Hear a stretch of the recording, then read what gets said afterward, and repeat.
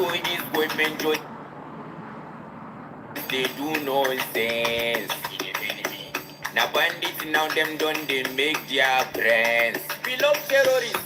Them they social media they are not afraid. These guys, them they do life, them they share funds and they cash fun. Giveaways, but I think them still they negotiate. Pity for a kitty. For children when them party all that day. For your state, for a country where we still get head of state. I will love one.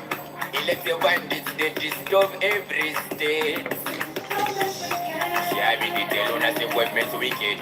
I be the one on as the government's wicked. I be the tell on as this government's wicked. Now I don't see as the government's wicked. I be the tell on as this government wicked. I be the one on as the government's wicked. I be the tell on as this government wicked. Now I don't see as the government's wicked. Every local, it is what on. Take us from top, we the bottom. Economy bad, for this your turn. If you don't want rule, free us. You see politics and religion. Now waiting them they use now. Whoever climb now, so power he they abuse now. Pharaoh na good man. Which one I go use now? Shepherd dog and Buhari bad. See who gonna choose now. You buy solar, after promising us electricity. Under your watch, see waiting bandit do our security. You say it's your tongue, but you lack the capability. These baby steps of pain now suffer till infinity. You see they borrow loan after subsidy removal. Now that kind of house of assembly they quick give approval. You know see us all a fine picture. Be like Trover, kidnapping don't they make everybody turn to introvert. Now we win the vote, now we can be the poorest. See as our entire country is lawless. Now here we them behead teacher inside forest. Or God inside make people rest, now be the surest. Women they romance the bandit, they don't love bandit, they want dirty bandit. Women they romance the bandit, they want love bandit, they want dirty bandit. Women they romance the bandit, they don't love bandit, they want dirty bandit. Women they romance the bandit, they want love bandit, they want dirty bandit.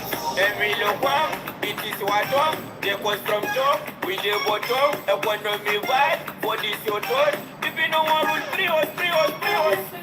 When I be the thing say boo boo wicked, when I be the thing say OBJ wicked, when I be the thing say Jojo wicked, now I don't see person when he wicked. When I be the thing say boo boo wicked, when I be the thing say OBJ wicked, when I be the thing say Jojo wicked, now I don't see person when he no care. Now you view the levels, now you allow Nigeria to scatter. What is the essence of security votes when we can no longer travel by road? Okene Kogi Road is a death trap. Plateau is bleeding. Oyo is crying. Ekiti is wailing. Bruno is shouting. Everybody in a shower. But I beg you. Hello everyone, happy, was it Thursday? Happy Thursday, oh, Abby, na Thursday now, hey. At least I still remember my days of the week. How's everybody doing, oh, una well done, oh, una welcome. How na day? How you guys holding up? How is it going? Uh-oh. Oh my God, I just came upon this song, bro. My fellow Niger people. Okay now. Time don't reach, make we talk true. Talent everywhere. Hunger no day, yeah, grandma. Okay, how na day? Empty promise, no fit put food for table. Na true be that. How everybody dey na, how na dey do? I go play this song later. How na dey? Wetin dey happen? Wetin dey play? Happy Thursday. Wetin dey happen now? Wetin be the gist for the area? Hey, I don't even know where to start with Nigeria. Too much has gone on in the last few days. It's been back to back. It's crazy, what's going on in Nigeria. I don't know. Nigerians, how you people coping? You people are the ones in the what's it called? You are the one in the midst of the fire. How is everything going? I hope you are holding up, We could not take am easy, I don't even know where to start with Nigerian issues. So much has happened. So much. Is it the Gbajabiamila gate that we want to talk about? With a fake agent, they are claiming is a fake agency, an agency that collected how many billions? They are claiming it's a fake agency. Please, in what world does that happen? God, I beg. Una just carry the country, put them for bandits' hand. The APC government is a terrorist organization. Canada don't fit tell now. Where do we start from? Where? Is it the one that's one of the APC people coming out now and screaming that it's no longer APC? That he's going to ensure that APC loses in Lagos? That he's not supporting any party right now. He's just going to fight and ensure. I think he's from Ogun State, Abi Osun State, one of the states. The man has been crying all over the place. Where do we start from? Where do I begin to touch this matter from? Is it the fact that Trump is no longer coming to Nigeria thanks to Baba Adeboye and his family, APC government? Is it that one I will talk about? All the work that we did in America, they don't use Baba Adeboye to spoil everything. There's been a long time coming. Do you know that there was a meeting, apparently, I heard, word on the streets, that Baba Adeboye actually met, because he had said he was going to meet with the government or whatever, right? He's going to talk to them. He talked to them. Shortly after that, Remi Tinubu went to America to go and meet Trump. A lot of things are happening, my people. I don't know where to start. Maybe Nana go bring me up to speed. I don't have anything lined up. I really don't, because there's just too much going on. I just think that we should focus on, I don't know whether we should focus on the election, focus on pushing, because at this stage, it is how we're going to win the election that matters, because it's an unending circle of bad news, back to back, bumper to bumper. We can't touch it all today. We cannot talk about everything once. Nigerian issues is one after the other, it's bumper to bumper. So my own take is we need to focus on the election 2027. What is INEC doing? Are people still mobilizing for PVC? Are people able to pick up their PVCs? Are they able to get their PVCs? Are people patient enough to wait to get their PVCs? Are you talking to your village people to go and collect their PVC? All the people that are telling you, let them show you workings. If you're going to support them without workings, forget about it. Because it's not going to, bad governance is not going to affect you. If you are not in Nigeria, it's not going to affect you. It's the people on ground that it will affect. So the people on ground need to understand that this election is very important, and they need to understand that getting their PVC and ensuring that they vote and stand by their vote is all that matters. That's the most important thing right now. Educating the people to get their PVCs. Educating them to understand the importance of this 2027 election. Help them to understand that it is literal war they are going into in 2027. Nothing else. They shouldn't think that for a second that APC is going to let up. They should not expect anything from INEC. INEC cannot be trusted. They ought to know that by now. But hey, maybe you can help them drive it home more, that INEC cannot be trusted, but we only need to do our part. We need to overwhelm the system. That's the only way out of this chaos that we are currently in Nigeria. Somebody recently visited Nigeria and the person disappeared. Till today, family members, they look for him and they never see him. The person say they tell her make it not go. Say Nigeria are not safe right now. Make it not go. Make it not go. Till today, they've not heard from the person. They are still looking for the person all over the place. So a lot is happening. So Nigeria has turned out to be a giant failure of Africa. Yeah, it has. So when you see that other countries are driving Nigerians away, South Africa especially at the top of the list, beating Nigerians up. Even in fact, they buyed one Nigeria right in front of his shop in South Africa.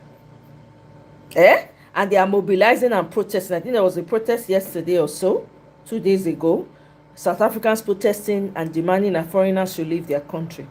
My own be say, if you don't fix your home, that's the situation you're going to find yourself. And for everybody who thinks, oh, I'm not in Nigeria, it doesn't affect me, okay, it's just going to only take one policy, right? It's just going to take one person, one crazy person, to come in and say, no, we don't want to deal. And it's already cooking, it's already brewing. We don't want any foreigners in our country. Where are you going to go to? Where are you going to go to? Doesn't matter how many houses. There's a guy who was showing a video of the number of houses he has in South Africa, his real estate, and he has to leave everything and go back to Nigeria. I'm telling you guys, the only way out is for everyone to go back and fix Nigeria. Me, I don't come out the talking from here since. Everybody needs to, no fence sitters. If you are sitting on the fence, then you are part of the problem. That means you support APC, directly or indirectly. Your silence is acquiescence, meaning you are in support of the demonic government we have in Nigeria. If you're not saying anything about what's going on in Nigeria, with everything, the catastrophe that's happening in Nigeria, you're not saying anything, you're not adding your voice, you're not encouraging people, you're not telling people to go and get their part. You are part of the problem, and you are part of APC. Yes, you are. No apologies whatsoever. You cannot see the destruction that is happening in your own country, and you feel like because you're far away, you're safe, then no, it doesn't concern me, I don't care. Guess what? You are part of the problem. You are part of APC. You are part of the demonic government that we have in Nigeria right now. No excuses. No fence sitters allowed. None whatsoever. You don't have the luxury of sitting in the corner and saying, oh, it's them, it's them. You don't have that luxury. Because whatever you think is not going to affect you, one policy, only one crazy person will just come, show up and say, you know what, I don't want to deal with foreigners anymore. Get the hell out of my country. What are you going to do? Where are you going to go to? They are driving you in South Africa. They can't even deal with you in Ghana. They can't stand you people's guts in Ghana because people are doing too much. They can't stand your guts anywhere else. I saw a Zimbabwean man talking to Nigerians. A video of him talking to Nigerians, saying, like, Nigerians, you guys need to go and fix what's going on in your country. It's embarrassing just watching what Nigeria is becoming. He said so many things. I can't even, again, like I said, I didn't line up any videos. I just came here to come and drive home the point that we need to get our PVCs. And also to provide, to show you, to talk about the reasons why you must encourage your people to go and get their PVCs and vote. The only sanity, the only thing that is going to save us now is Peter Obi. If you don't vote him, it's your problem. Guess what? I'm not going to, if Tinubu by mistake enter, it's not going to affect me. It's not going to affect anyone I know. It's not going to affect them. It is you that is in Nigeria that will bear the brunt of it. So if you act like you don't know what's going on, sit on the fence, pretend and sleep and cover your ears and your eyes and pretend like you don't see the catastrophe that is going on in Nigeria. No problem. To each their own. Everyone now has a word. All Africans are now becoming embarrassed of Nigeria as a whole. Look at what your National Assembly is busy doing. Your House of Rep, nothing. None of them. All they do is shout and come out. And they are coming out like as if they don't have any powers. They don't have any. Why did you become a senator? Why did you become a House of Rep member if you know you cannot do anything for the people? Why? Why are you running for office? If you cannot stand up and speak for your people and fight for them, why are you in office? Why?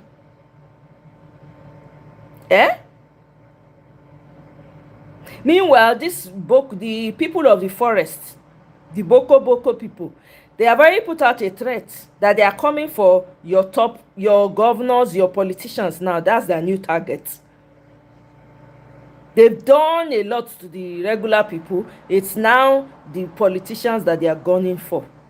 And everybody is quiet. Everywhere is quiet. Nobody is saying anything.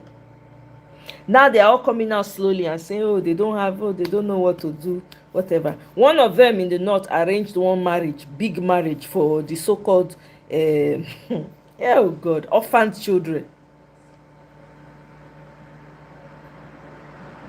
So if I were you, right now, everybody, Nigeria, your life depends on it.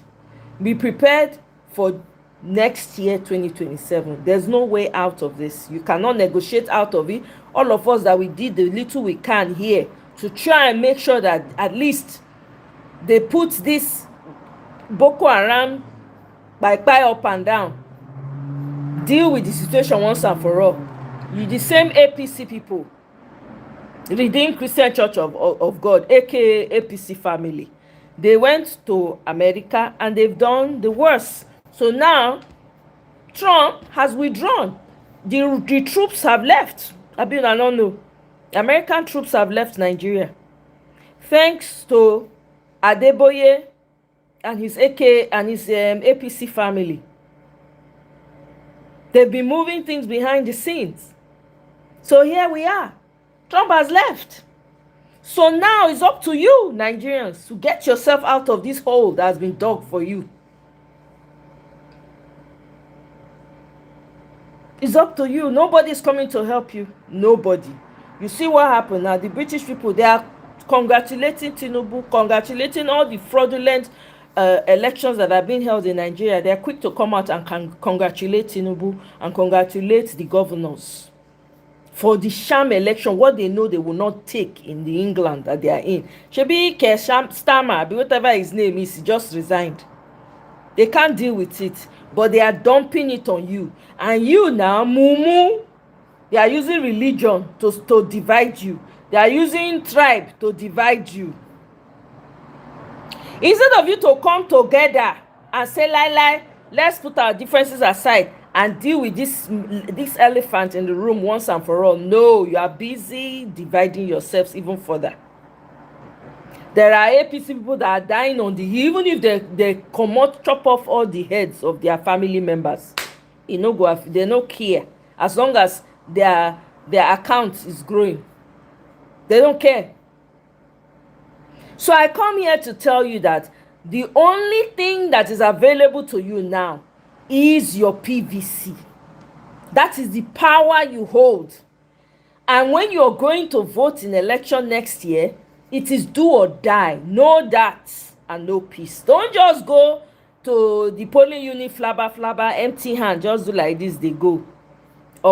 If you know where you are not able to, it's only you that is there, and you cannot, fight alone. Go, make sure you transfer your PVC to where you know you can go with people.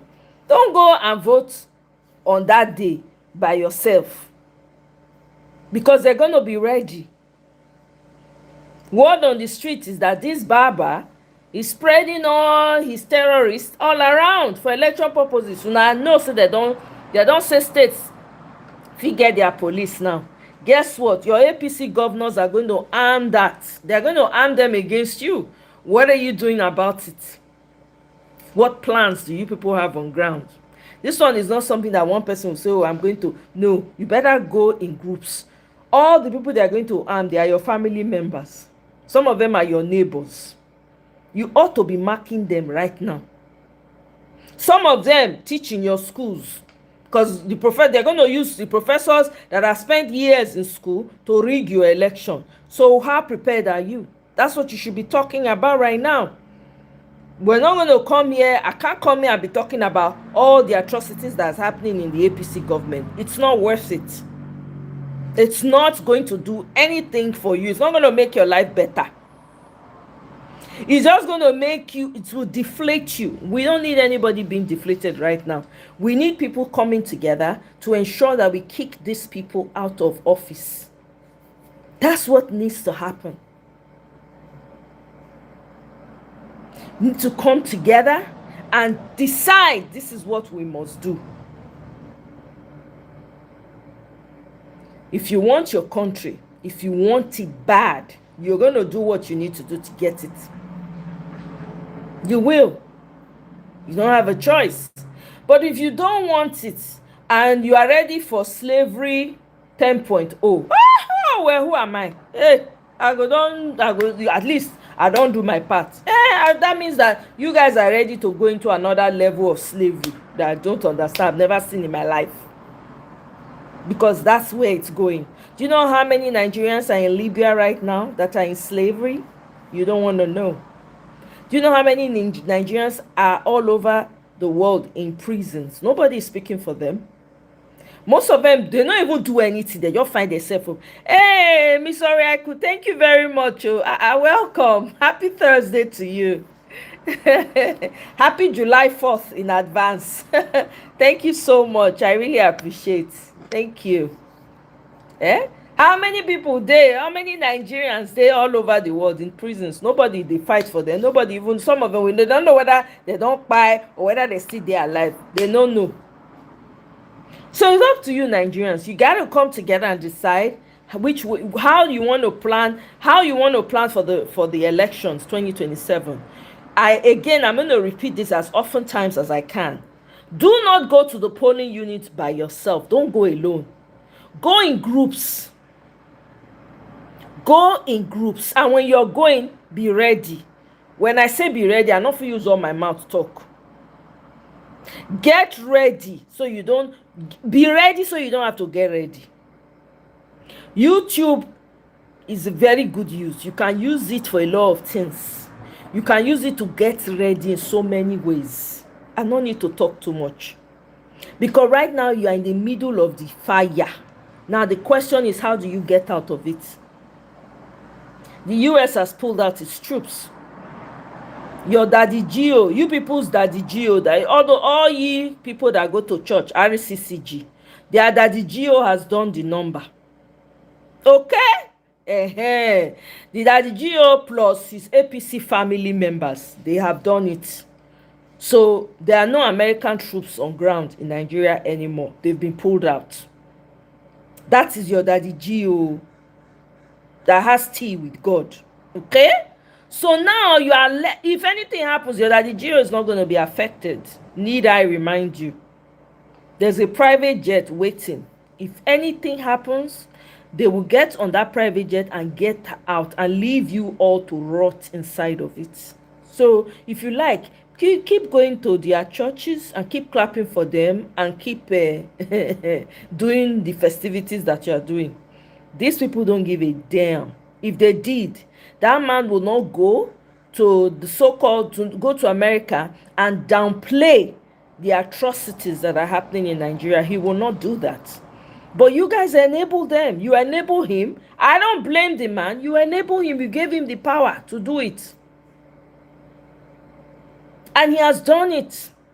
And now the only help that we all fought, myself including, fought so that they will deal with this situation, your daddy Geo has gone to piss all over it. Okay? That's enough rant for now. At least I saved some of the videos, a few of them. I don't intend to be here too long. I might come back here tomorrow. I never know. We'll see how it plays. Now, you have your youth leader in Nigeria. It's not youth leader, they call him, telling you that they want to change the NYSC uniform to Adire. Out of over 250 ethnic group, but they want to choose Adire for youth service uniform, new one. Mona they play. Anyway, Mona watch some of these videos.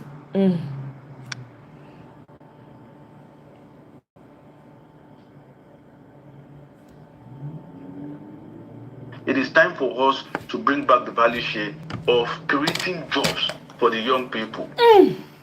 So it's not even it's not even about the uniform. It's not even about the this thing. It's not even about that. It's about, we have 70% of Nigerians that are young people. For the past 2-3 years now, going to 3 years, university has been running without strike. People are graduating. NYSC is accommodating them. After NYSC, what next? Right. And that's the question. Yeah, Minister, we have 30 seconds more. So 2 questions you can answer in 30 seconds. When are we expecting this amendment to take place? So when is it kickstarting? And I hope the uniforms will be produced in Nigeria. No, that is Ankara, sir. Or what was it? What was the name of this? That's why we are touching the economy. What was the name of Adire? If Is Adire, so Adire is being produced in Nigeria. We have it in Ogun, we have in Kwara, we have textile industry. Let's put our money back into the country. Yes, I was asking when are we expecting this reform to kick this year, next year? No, it's not. There's nothing like this year. This year it's a process. We have been on the process. We are looking at those ones that we can implement without the heart. We are looking at those ones that we wait for the heart, and we are pushing. And and that is why it's good to be a youth minister as a youth. So it's for me to go and prostrate to the National Assembly, prostrate to them, and tell them that see, this is not something. It's something that you should treat like a state police. It's something that you should treat like other things so that you can put it. You know, we have a listening president. We have a president that listens to things if you can be able to convince him better and how to see his own view about the economy. So we have that president that talks to us and listens to us. As of yesterday, I was still with him. And it's an engagement. And he's also ready to also help us. It's not going to be easy. No reform is going to be easy. Right. But it's a process that we need to start from somewhere. Welcome, Sunday. You said what happened, please? What did you? Okay, I don't know. Have you been under a rock, Sunday? It's been going on for a couple of days now. Well, basically, the GO went to America and said that I went to downplay the mayhem that is going on in Nigeria. Okay, he went to downplay it. So after that, Donald Trump said, he was praising himself. You guys know Donald Trump. Oh, I sent bomb to these people in Nigeria. I've literally decimated them. I've finished them off. And then he has now pulled the troops. There are no more American troops, no more boots on the ground in Nigeria. Thanks to your daddy Gio and to his APC family. Okay? All right, let's keep this moving. Not legally binding, right? Because INEC, if you look at clearly what the Electoral Act says, I mean, you will see clearly there that INEC is just to go there and monitor, take notes on what it's observed, and go. Yeah, so but if what it observed goes contrary to what it sees its role as, in other words, if it's there to observe that these things were conducted properly and they were not, or things were substituted, what would those notes that it takes amount to?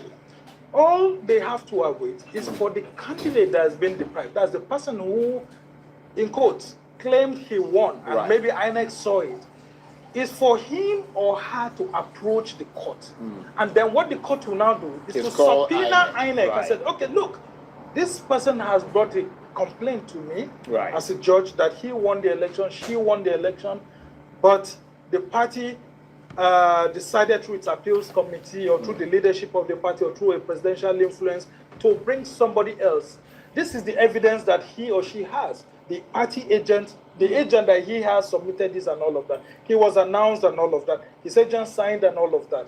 Now, INEC, what did you see? That's when INEC will now bring the results of its monitoring. But INEC cannot impose that on the party. I see the point you're making. So politicians accusing INEC of becoming more than an electoral umpire and refusing to accept revised lists. I mean, that by doing that, the commission is effectively determining who political parties can field. Yeah, and that's why it has to be careful, so as not to go ultra-vires. Because it sounds interventionist, doesn't it? Yes, but it's between morality and legality. Because INEC is trying to say, look, we saw whatever happened, and we know those who emerged right there.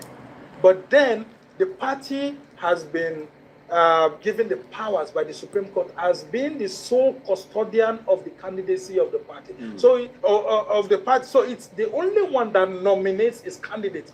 You can't tell, INEC can't tell the political party who is its candidate, but INEC can be a witness to how that candidate emerges, take down some notes, and then preserve the notes and wait to see if the process goes to court, so that subpoenas them. But what about? But if they don't, well, the party has the right, because in court, on the ballot of INEC, it is not the candidate's name that is there; it is the party's name that is there. But what about the point that has been made, certainly in reports around this, that INEC has an electronic portal that will automatically reject names that do not correspond with INEC's uploaded records. I mean, is that system truly that automated, or is there still room for human discretion within That's why I the said committee? if it's automated, Right. INEC may be going ultra-vires, going above its powers. Right. Because it's only a political party that can tell INEC who its candidate is. Right. But then the Electoral Act went ahead to say, look, this is the procedure for nominating that candidate and all of that. So if the party wants to insist that it wants to change its candidate, it has to be careful because, look, the conduct of the primaries started, I think, from April 23 to 30th of May. Now, that's where I also have a problem with the appeals committee. If whatever the party is trying to do now goes outside that window of May to April 23 to May 30th, then I think the appeals committee's decision cannot hold water because INEC's timetable says the candidates and the appeal process must be conducted between 23rd of April and 30th. Now we are seeing these results being released June or July. So INEC has a right to now say that, look, the candidate did not emerge or the appeal process within that window. So it is only those who won the primary election within that window that we will accept. Yes. That's a fascinating it's a situation. Yeah. CKP, welcome. Oh. Sunday Oko, how do you know in Nigeria, please? Maybe you should go and do your own research. Oh.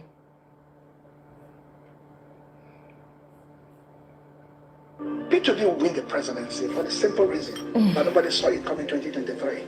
And this time is stronger than in 2023. He has a more formidable party rooted in history and struggle. And the sea is product of the Niger Delta struggle of ancient times, of the Babylon and alive for democracy. We are Dixon, Dixon, all these cases as our ideologue.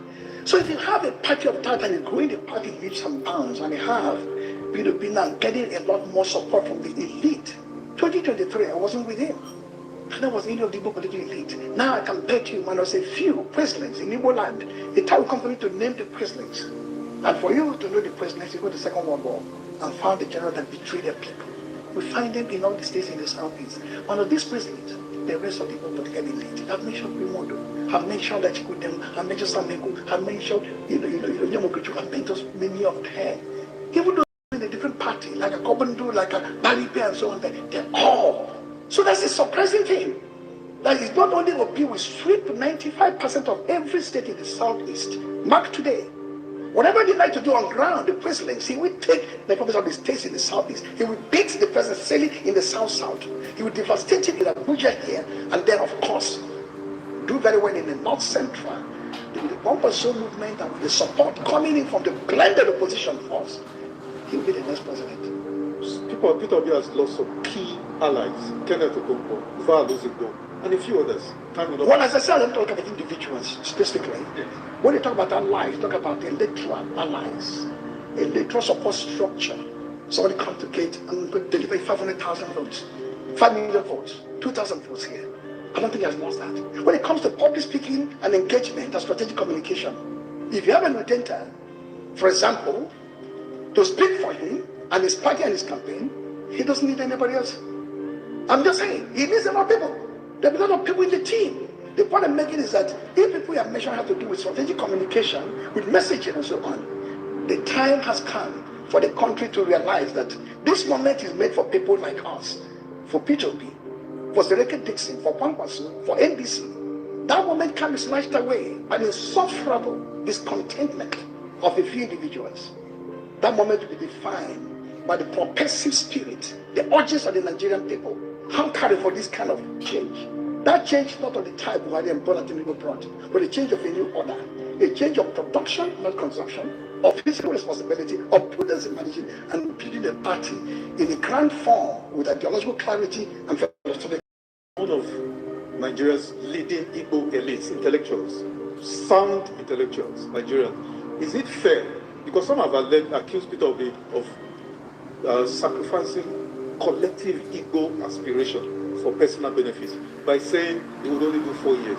Why should the entire Igbo nationality be entitled to 4 years short by the president? That is not Peter Obi's decision. At the convention of the party reinforced a personal decision that become now part of the record of the party. It's no longer a position. It's no longer a question of will he do, will he not do? It's like a handset, where they have the handset or handset, what we call it, in parliament, a record. On a certain day in May, the motion was moved, and the motion was seconded and adopted. It's now the statement of the party, binding on the party, and we're happy for it. Those of us who are Igbo and who are proud Nigerians too. The zoning formula that says that 20,000 power has to go back to the north must be honored. And I repeated it here, zoning and teaching power has nothing to do with competence and ability and capacity. And I give an example of my village. Tens of professors, hundreds of doctors, they can generate cabinets. So he will do it in 4 years. His 4 years is enough for you to deliver this country from the clutches of this disastrous moment we have. He will do that. He's not changing anybody.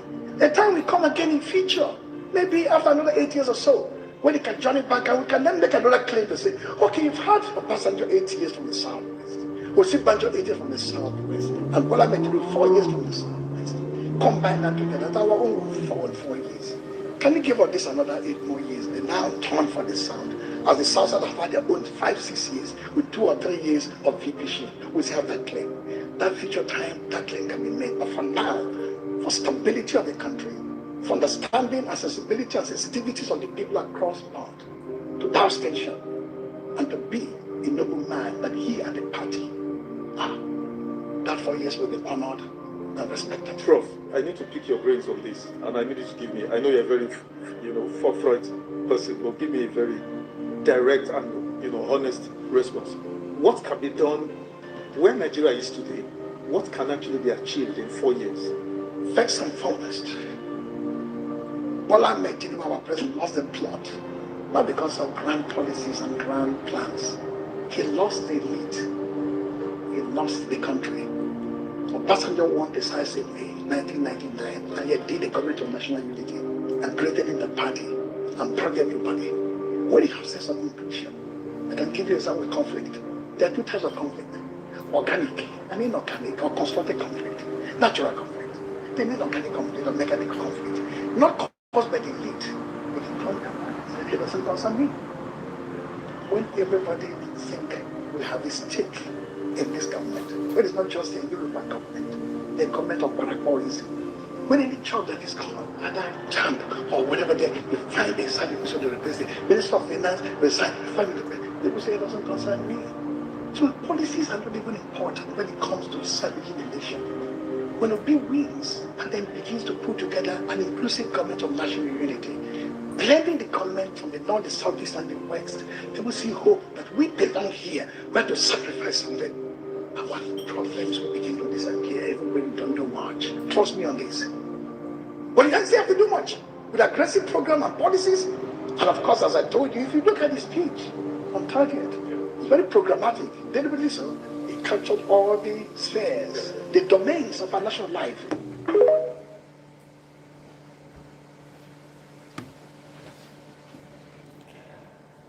Hey Madika, welcome. Guys, please help me like as you come in. We're going to take a few videos and we'll call it a day.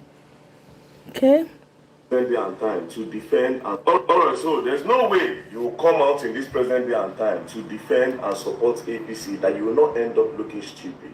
So Ayo Fayose, the former governor of Ekiti State, went on Channels TV to try to water down the kidnap of the Oyo State students, the Oyo State children and their teachers. He tried to water it down by claiming that it was orchestrated by the Oyo State government in order to blackmail President Bola Ahmed Tinubu. I'll play the video and I want to show Ayo Fayose something. I want to show him some things. Let me first of all play the video so that you can see how stupidity was displayed on Channels television. And I want to say to you, in your state, I have strong belief, I may be wrong, that these sometimes can be orchestrated. The governor of your state had his nomination, the nomination of his candidate in the face of this abduction. He did not take any action. No steps were taken. It was after all those nominations that he went to the family to visit them, that he brought somebody out, started crying, the husband of one of the women. It is sad. I can sometimes believe that this was orchestrated in a way, I'm not saying totally, by the government of Oyo State to blackmail President Tinubu. Oh, that's what you heard him. He claimed, he tried to water it down, obviously, by claiming that it was orchestrated in order to blackmail Tinubu because the election is coming, so he was trying to narrow it down to that end. Uncle Ayo Fayoshi, former governor, let me show you a particular news from just 6 months ago. At St. Mary's Catholic Primary and Secondary School in Nigeria's Niger State, dormitories stand empty, belongings scattered, and a religious statue burned. Gunmen stormed the school early on Friday, abducting at least 303 students and teachers. Authorities initially feared more than 200 students were missing, but a verification sweep raised the number to above 300, making it worse than the 2014 Chibok abductions. Niger State Governor Mohammed Bagu says the tragedy could have been averted, but insists the priority is to bring back the students. We are calling on all the security agencies, civil society organizations, organized labor, clerics, to please focus on the rescue of these children. Now, this news was just 6 months ago in November. Just 6 months ago, 300 students were kidnapped in a Catholic school in Niger State. You heard the governor. The governor was calling civil society, calling religious leaders to join us together to release the students from from where the kidnappers are holding them. Now, this governor is an APC governor. The governor of Niger State is an APC governor. Would you also say that this governor, who is in the same party with Bola Ahmed Tinubu, orchestrated this in order to blackmail Tinubu? Does this make sense? Would you also say that Bago orchestrated this in order to blackmail Tinubu in his own states? That same month in November, that same month, within a week, 3 things happened, and the 3 states are all APC states. In Kebbi State, 20 girls were kidnapped. The Kebbi State governor is an APC governor. Would you also say that he orchestrated the kidnap of 25 girls in order to blackmail Tinubu, who is in the same party with him? In that same week, this thing just happened in a week interval. In that same week in November, a church in Kwara State was attacked, the CAC church, and then they kidnapped people there. Would you also say that the governor of Kwara State, Abdulrazak, orchestrated this to blackmail Tinubu? All these are APC governors. You see, this is why I said you cannot support APC without looking stupid. And now, by Bo Ayofayoshi, you went as far as going to channels to just stupidly, just mess yourself up, all in the name of politics. And this is how a lot of people, all in the name of tribalism, have been claiming that all of this is happening because people want to campaign against Tinubu. Shut up your mouth, Tinubu is incompetent. Insurgency, kidnapping, have claimed more lives in Tinubu regime than any other regime in Nigeria. That is why I say this regime is what they've come to steal, watch them kill us and destroy the country. I say, do your investigation about the state that have been attacked in Nigeria. If you want to follow by what Ayofayoshi is claiming in order to whitewash Tinubu, most of these states are APC states. So are you going to say that they all orchestrated this to blackmail the same person that are in the same party with? Meanwhile, all these people are securing votes for Tinubu. You will not say that they orchestrated, they fabricated votes to favor him. The only thing that would make sense, Sheyi Makinde of Oyo State is a PDP governor. It's a PDP governor. Maybe the one that would make sense is if we say, okay, you people orchestrated this in order to make it look as if it's not only APC place that they are kidnapping, even in PDP state they are kidnapping. And also, a message to Sheyi Makinde, you are the governor of your state. I saw you made a post by saying that the federal government, you don't have, oh God, shut up your mouth under your watch. Under your watch, you are the president of your state. Under your watch, they came to kidnap students. And instead of you to go into the bush and look for the best way to get them out, you are shamelessly coming online to come and say what I don't know. The only reason why we are calling Tinubu on this matter is because he watched it happen in different states and he could not do anything. There are videos of these people online, he could not do anything. That's why we are focusing on him, because as the commander-in-chief of the armed forces, this thing is not even supposed to get to your state, but it got there. Tinubu is incompetent and he should resign. Standard. He cannot take Nigeria to the next level. He does not have the answer. He cannot protect our lives. He cannot protect properties. In his regime, farmers can no longer go to farm. That's why the price of food is now expensive. Our children, our siblings, our nephew, our nieces can no longer attend the public schools because the public schools are not safe. Kidnappers can come in and pick them up. People can no longer travel by road because kidnappers will pick them up in President Bola Ahmed Tinubu regime. And Omoye, you also said something that further buttressed my point that APC is nothing but more of a canker worm to the country by the last administration. The president has shown focus.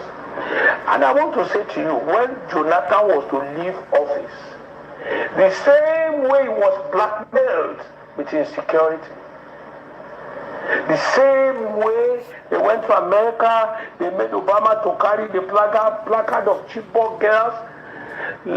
So you are claiming here that during the time of bring back our girls, as they blackmail Goodluck Jonathan, who blackmailed him?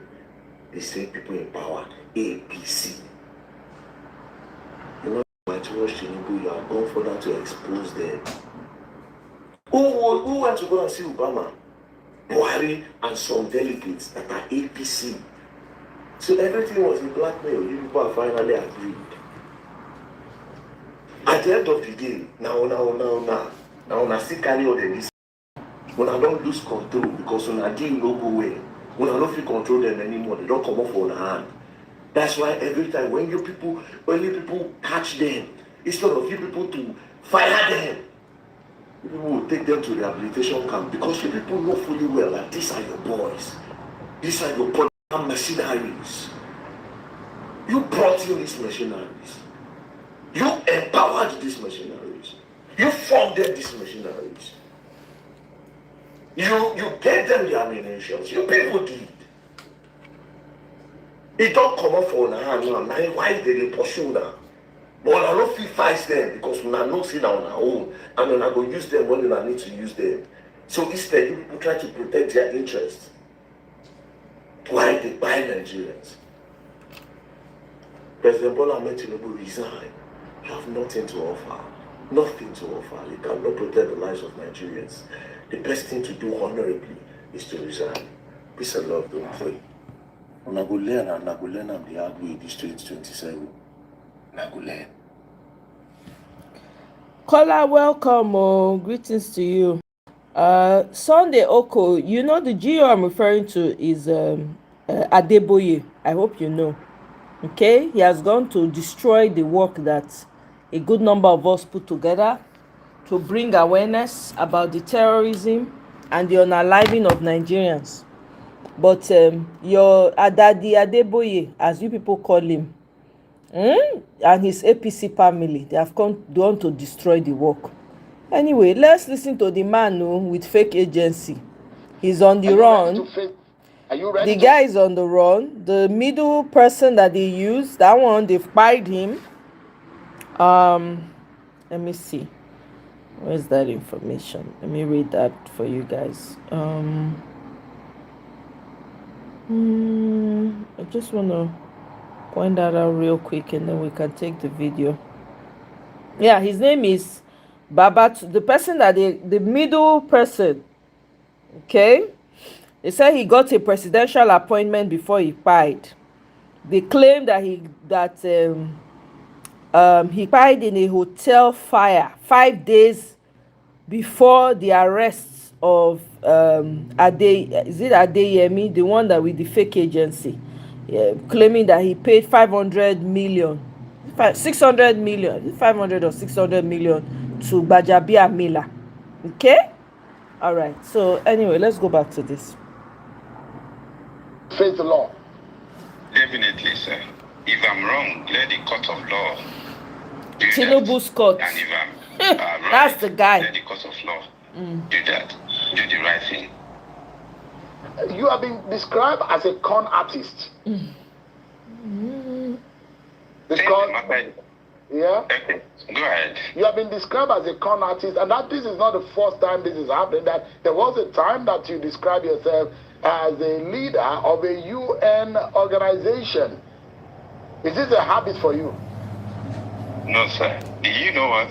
Since the matter is in the court, let the court of competent jurisdiction vindicate, because I'm ready to clear my name. Let the court take its course. Since my lawyer are involved, everybody will follow us. They will monitor the whole thing. Then let the court of competent jurisdiction do the needful. Tell us, when was this organization that you headed, you said, because they said you don't have a letter of appointment. Did you get a letter of appointment? Mr. Shield, definitely I have a letter of appointment. However, since the matter is in the court, I won't be able to say much about it. However, I'm on a medication. I'm a bit down. I'm sick, so I'm trying to take care of myself. When you say that you are ready to face, and apologies for your ill health, pray that you get back on your feet. How you got an office in the Federal Secretariat? SDF denies you, the federal government denies you. Have you personally met Mr. Gbajabiamila physically before? Yes, sir. All those ones will be sorted out in the court. I won't want to say much about it. Who was funding the salaries of your you have about the 300 staff. Was this coming from the federal government? Mr. Shield, the truth will be unraveled at the court of law. But give us an understanding. That organization that you are talking about, the federal, the Presidential Foreign Intervention Promotion Council, I understand that you are the very first Director General of that organization, set up in 2024. Is that right? Yes, sir. Who exactly addressed your letter? Was the letter addressed from the SGS office or the office of the president?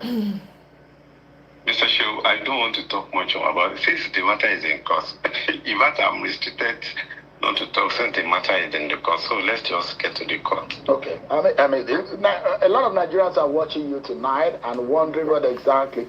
Some people think that you're a criminal, that you're a con artist. Are you a criminal? Are you a con artist? No, sir.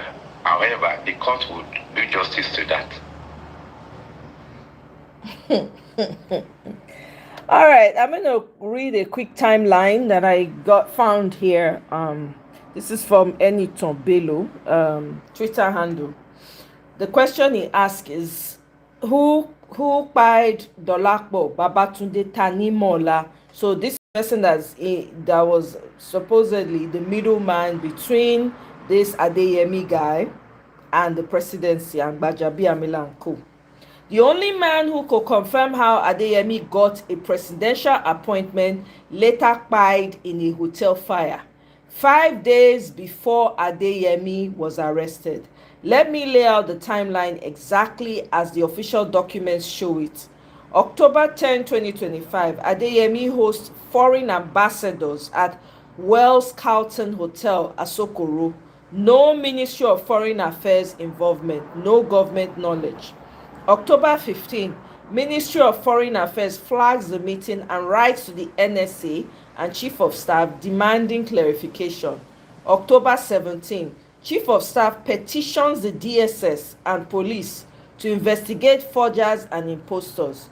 October 2022, Dolapo Babatunde Tanimola, the man Adeyemi would later tell police help him procure the forged presidential appointment letter, dies in a fire at Kachi Hotel in Utako, Abuja. If you ask me, I could be wrong. I don't think this man is spied. I think that they relocated him somewhere where nobody will have access to him. October 27, Adeyemi is arrested at his Federal Secretariat office. In his statement to police, he names Tanimola as his key accomplice. Police go looking for Tanimola. They find a morgue. There is no independent news report of a fire at Kachi Hotel in Otako in October 2025. Now the year, not from channels, not from Punch, not from any Abuja news desk. The only place this fire exists in the public record is inside the presidency's own statement about Tanimola's death. This is the whitewashing that Onanuga was trying to do and ended up digging himself further into the hole, digging the presidency, Gbajabiamila, even named other people, add Jara to the information, to the whitewashing, and has now made it even bigger than it ought to be. Well, that made it bigger and make more people aware. A man dies in a hotel in Abuja and it generates zero media coverage at the time. The police confirmed his death through 4 separate channels, interviews with his relatives, the hotel proprietor, records of the National Hospital, and burial confirmation from St. Matthew's Anglican Church in Maitama. That is an unusually thorough verification process for a routine hotel fire. So who exactly is Dakpo Babatunde Tanimola? That is not a rhetorical question. It's a research finding. I searched for him. There's no LinkedIn profile matching his name and this history. No prior news mention, no professional record anywhere in the public domain, no employer, no social media presence, nothing. The only place Dolapo Babatunde Tanimola exists in any searchable record on the internet is inside the presidency statement about his unalive.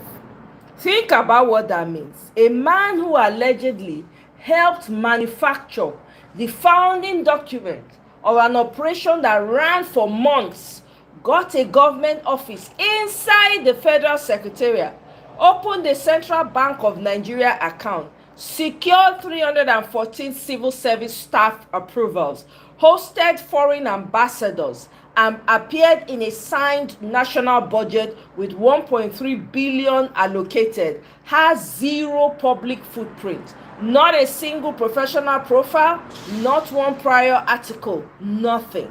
His burial was confirmed by St. Matthew's Anglican Church in Maitama. His unalive was confirmed at the morgue through his and the hotel proprietor. So he existed. He just apparently existed entirely in the shadows until he was needed to procure one specific document, and then he died in a hotel fire 5 days before the man he helped was arrested. The 2 co-defendants named alongside Adeyemi in the court's 8-count charge filed at the Federal High Court under charge number FHC ABJCR 2025 are identified in every official document, every police report, and every media publication simply as Femi Anu. No surnames, no identities, no photographs published, no 2 people charged in a federal forgery case involving involving presidential documents, a CBN account, and 1.3 billion national budget. Omo. Focus. We gotta get this man out of office. Whatever it's going to take, that's what everybody should do. Okay, now let's go to Sunday. If you are still here, get the gist. All right, so let's read. On the 5th of May 2010, this was the headline on Vanguard newspaper. So let's read. I'm telling you, Madam Oriaku, Usalobwa, we are dealing with high level criminals. Petitioned the president over the rising of kidnapping in Nigeria. They didn't stop there. On the 11th of October 2010, May, June, July, August, September, October, 5 months after Pastor himself petitioned Jonathan, this is what now happened. On the 11th of October 2010, as you can see, RCCG petitions Jonathan to stage 1 million man protest. On the 11th of October was a Monday, right? The church itself as a body, after Oga Pastor, don't petition Jonathan on his own on the 5th. The church now, 5 months later, as a body, now petition Jonathan, right, to stage a 1 million man protest. They sent a petition, and in that petition, they were ready to stage a 1 million man protest. We continue reading. The Redeemed Christian Church of God, RCCG, yesterday, because this publication was on the 11th of October 2010. So the previous day was on a Sunday, 10 October 2010, which is 10. Let's read. The Redeemed Christian Church of God, RCCG, yesterday commenced a nationwide collection of signature of its members that would partake in a 1 million man protest rally against the spread of insecurity in Nigeria. So in church, this publication came out on the 11th, on the 10th was on the Sunday, right? Now, so in church, they were collecting signature of their members that would partake in a 1 million man protest. Una they here? We continue.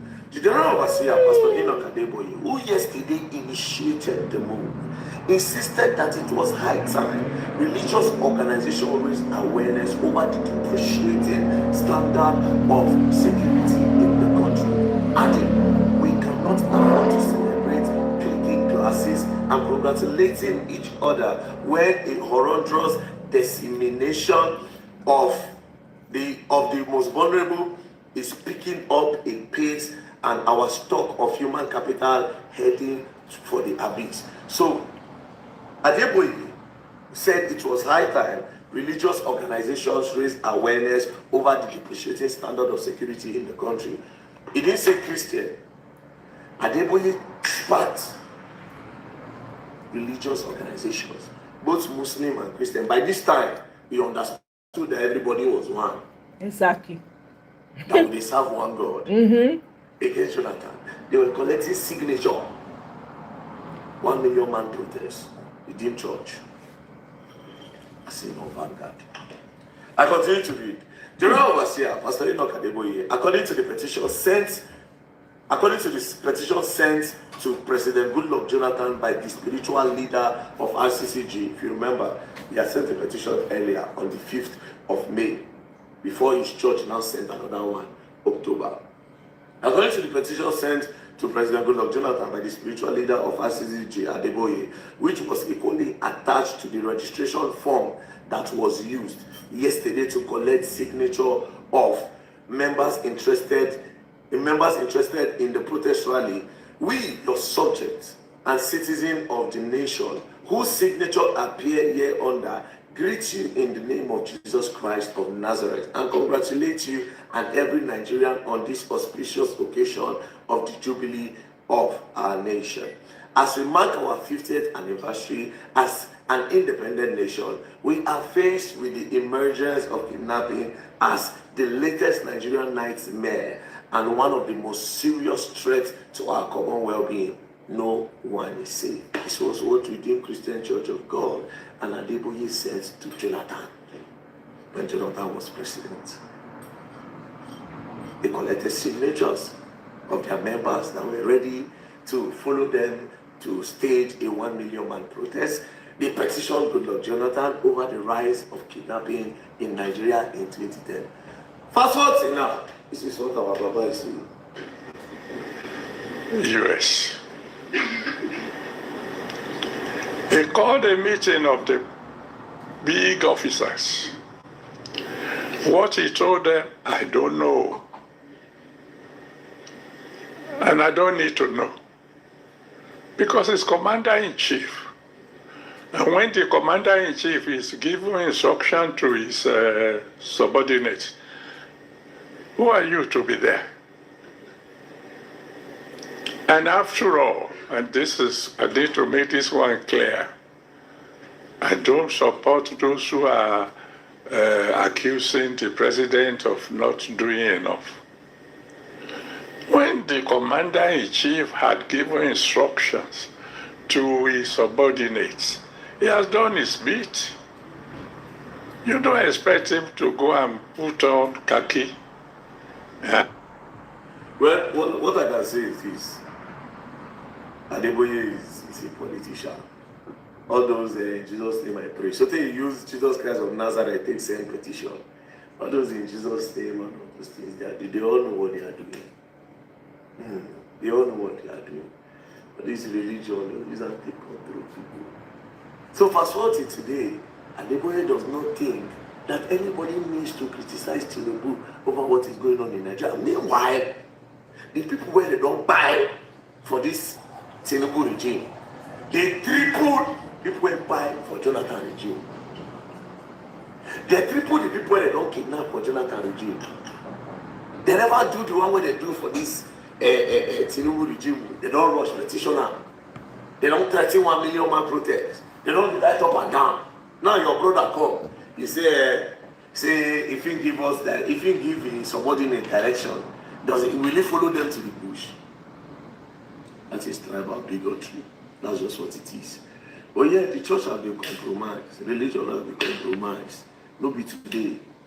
No be today. Because when the people see what they need to see at the end of the day, a lot of you will not even really be relevant anymore. Because you cannot tell people to keep on praying. When you feel write petition to your brother, you tell them to pray for insecurity. Everybody knows what they do. But this is just high-level hypocrisy from the Redeemed Christian Church of God General of Asia. And to be very honest, very honest, if you ask me, maybe I just be blessing church. I beg.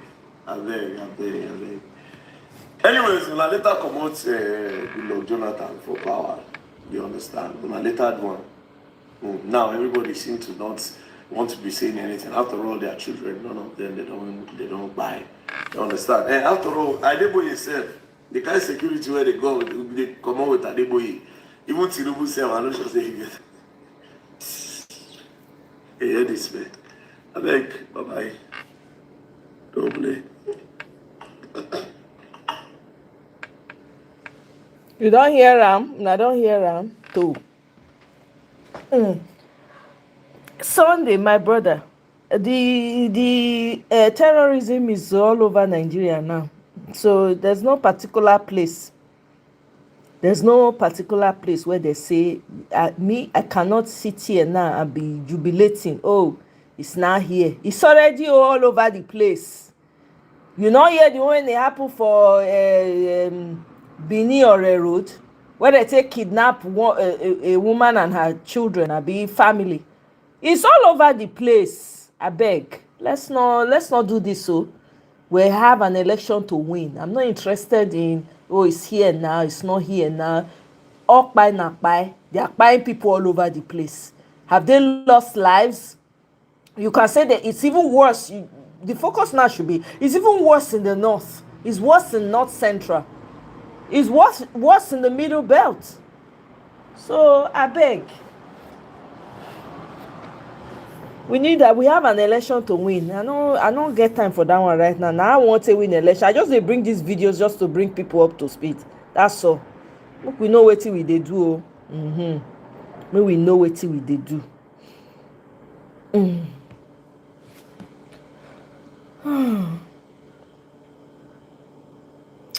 Barnabas, are you also Cardinal Okoje's relative? Sometimes years ago, Cardinal Okoje once said these churches are business center organized by men. Well, isn't it obvious now? I beg. He contacted US. He called a meeting of the big officers. What he told them, I don't know. And I don't need to know. Because he's commander-in-chief. And when the commander-in-chief is giving instruction to his subordinates, who are you to be there? And after all, and this is, I need to make this one clear, I don't support those who are accusing the president of not doing enough. Wow. When the commander-in-chief had given instructions to his subordinates, he has done his bit. You don't expect him to go and put on khaki and begin. Wow. First of all, he said he does not support the people that are saying President Bola Ahmed Tinubu have not done enough, right? So he does not support the criticism of Bola Ahmed Tinubu. Now, I don't want to say Pastor Adeboye is ignorant, or maybe he's just deciding to turn a blind eye as to what is going on in Nigeria. With the amount and numbers of people that have been killed since President Bola Ahmed Tinubu came into office, with the amount of school children that have been kidnapped since President Bola Ahmed Tinubu came into office, he deserves every criticism that he's getting, every tongue lashing that President Bola Ahmed Tinubu is getting, because he has failed the people. Okay, now that your brother is inside, Adeboye, you don't support the people saying that President Bola Ahmed Tinubu have not done enough, Abi? Is this not you?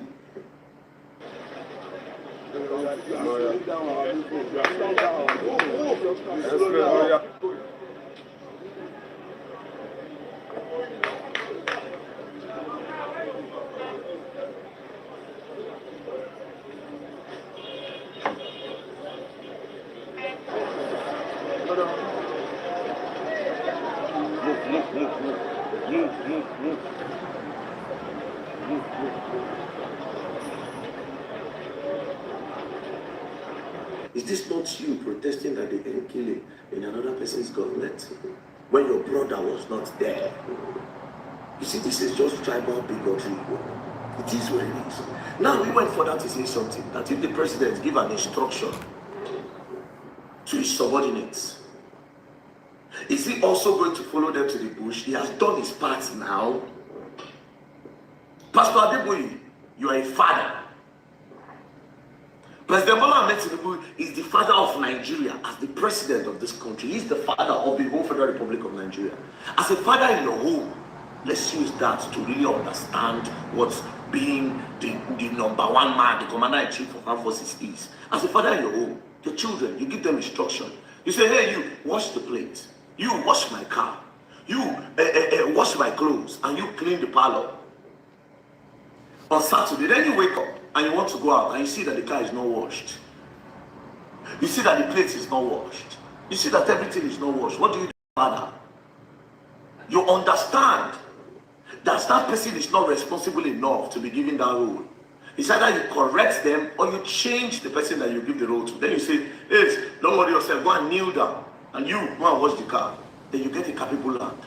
President Bola Ahmed Tinubu as the commander-in-chief of the armed forces, after he gives this instruction, does he not checkmate what these people do? Does he not see that Nigerians are crying? That's come. Everything you are doing to protect us is not working. Is he not supposed to fire and hire capable hands? Is he not supposed to do that? So why is Adeboye making us feel as if the only role of President Bola Ahmed Tinubu is to say and not checkmate? It's quite a shame. This is tribal bigotry. But we continue, right?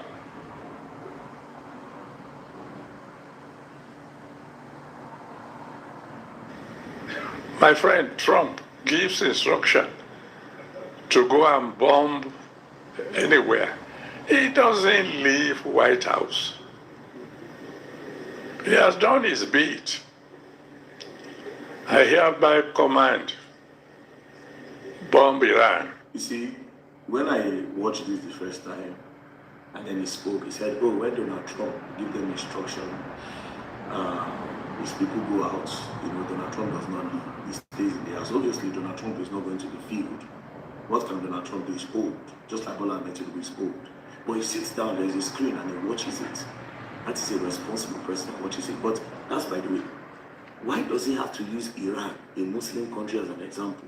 You would have probably said, when Donald Trump said they should go and fight terrorism, he points them, he said, go and fight the terrorists. That's a very good example. Do you understand? Why did he ban a Muslim country? But that's not the point. He cringed, but that's not the point. Iran. And then he goes to his bedroom and sleep. The rest is left to those who are supporters.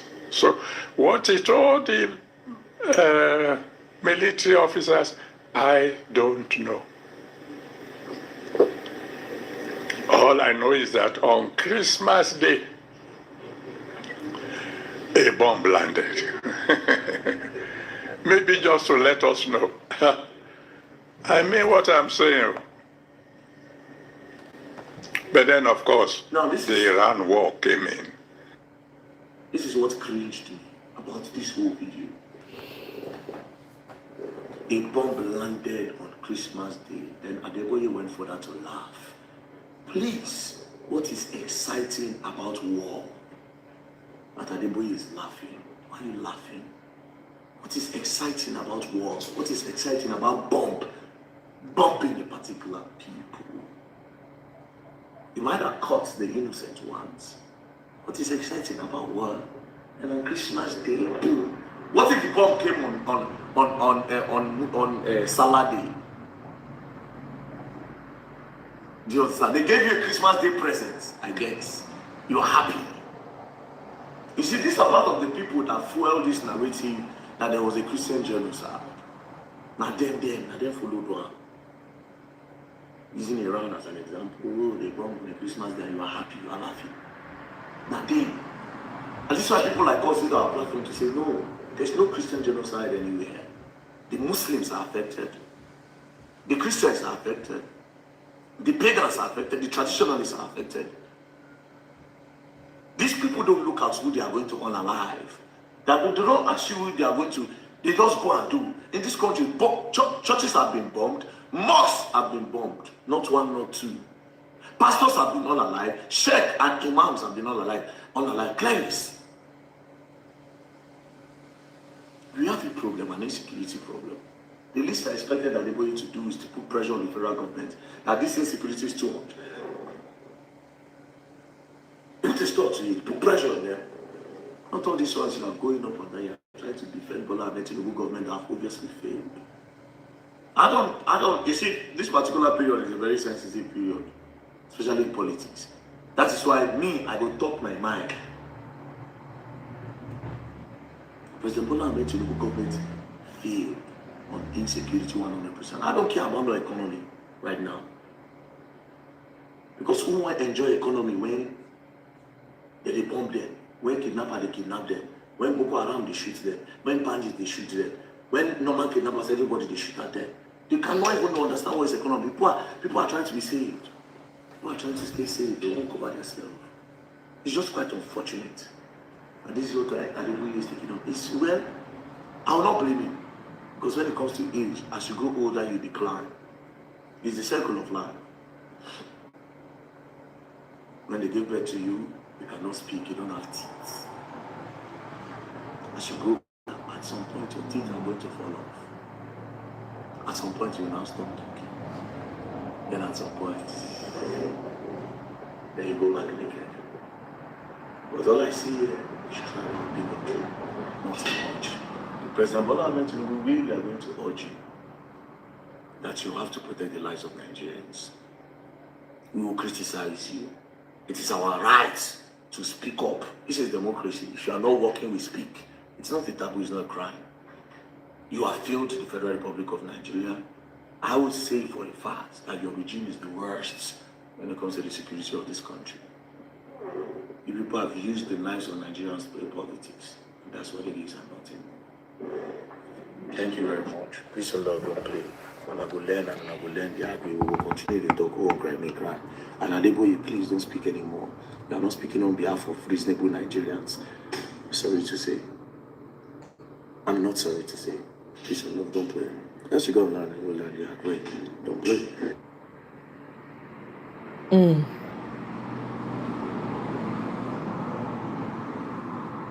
Okay, let's listen to this minister, youth development minister. Adire fabric to replace khaki as new NYC uniform. Minister of Youth Development, Ayodele Olawande confirmed. You see, this is the problem. When you put morons in positions as important as Minister of Youth Development, this is what they do. Ayodele Olawande, you are a moron.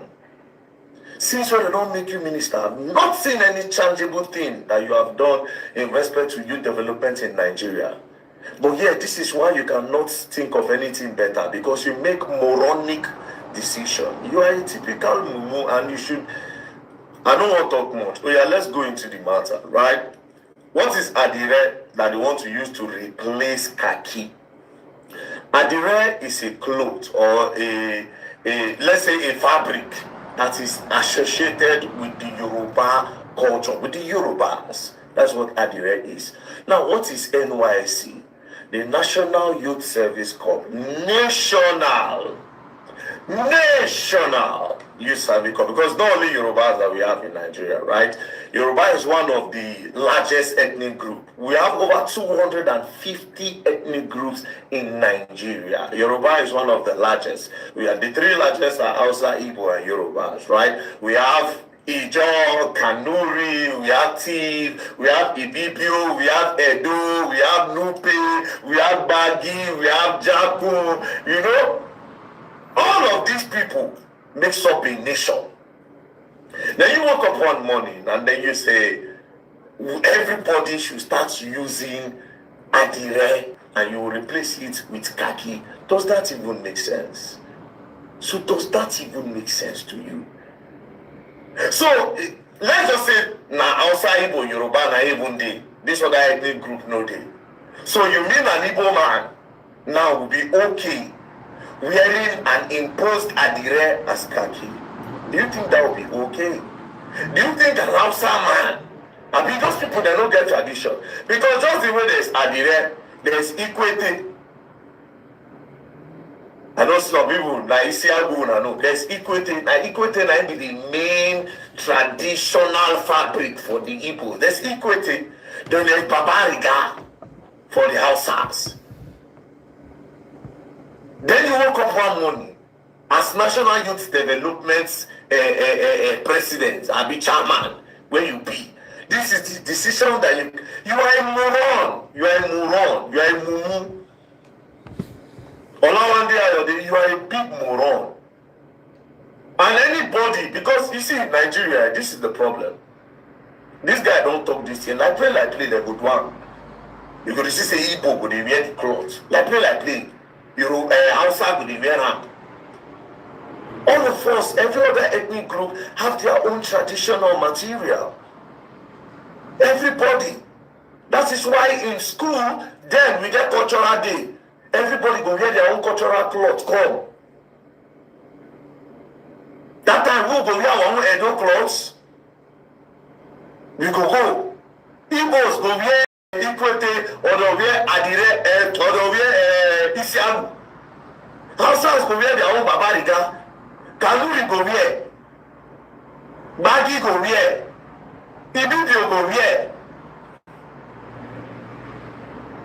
Ijo go wear.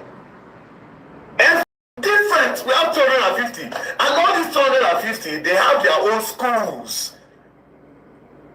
They have their own students. That makes up the National Youth Service Corps. So the one that they can wear, when they say, okay, we not go say, now one tribe get up, or now one religion get up. You say, may they remove. This is why it's a moron. There's nothing anybody can say. The Minister for Youth Development, Ayodele Olawan, is a moron. He's a typical moron. And you will understand why I'm angry. Because since that nigga came into office, I've not seen anything that have been done to benefit the youth. Oh, sorry. My bad.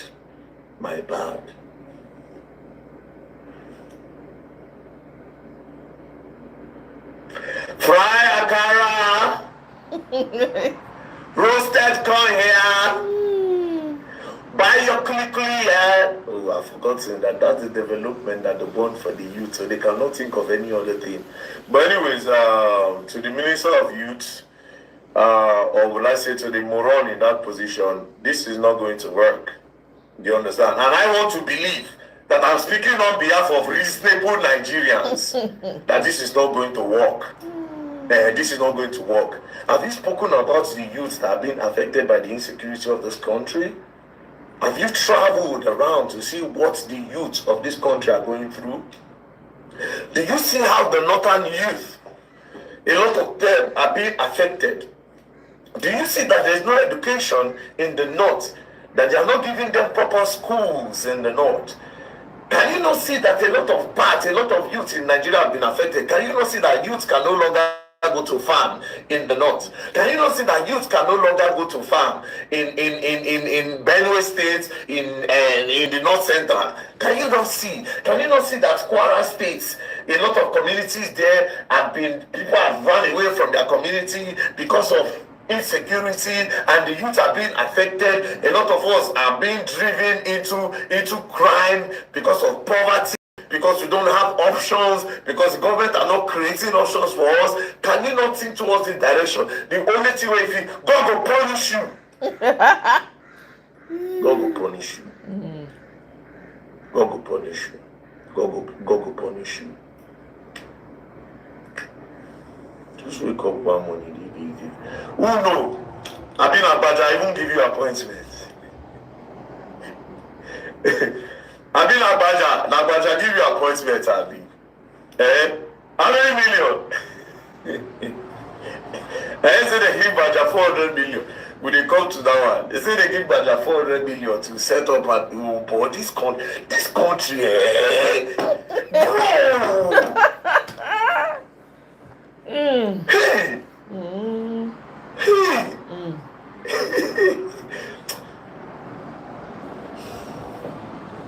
Nah, man, bro, you better return that thing to khaki, else you're gonna learn and you will learn the hard way.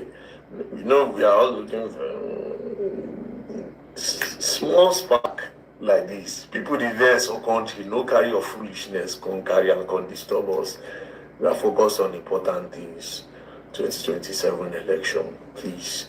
Carry this your clownish behavior and one stay one, please. Didini. Okay.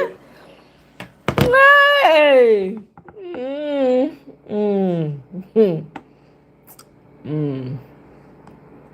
Master strategy leadership.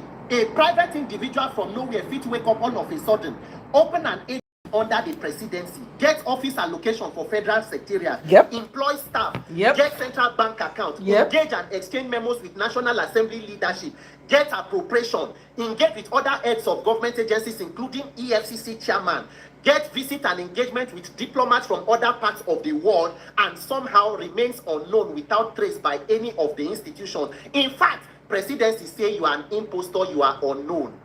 APC, oh yeah, APC, oh yeah.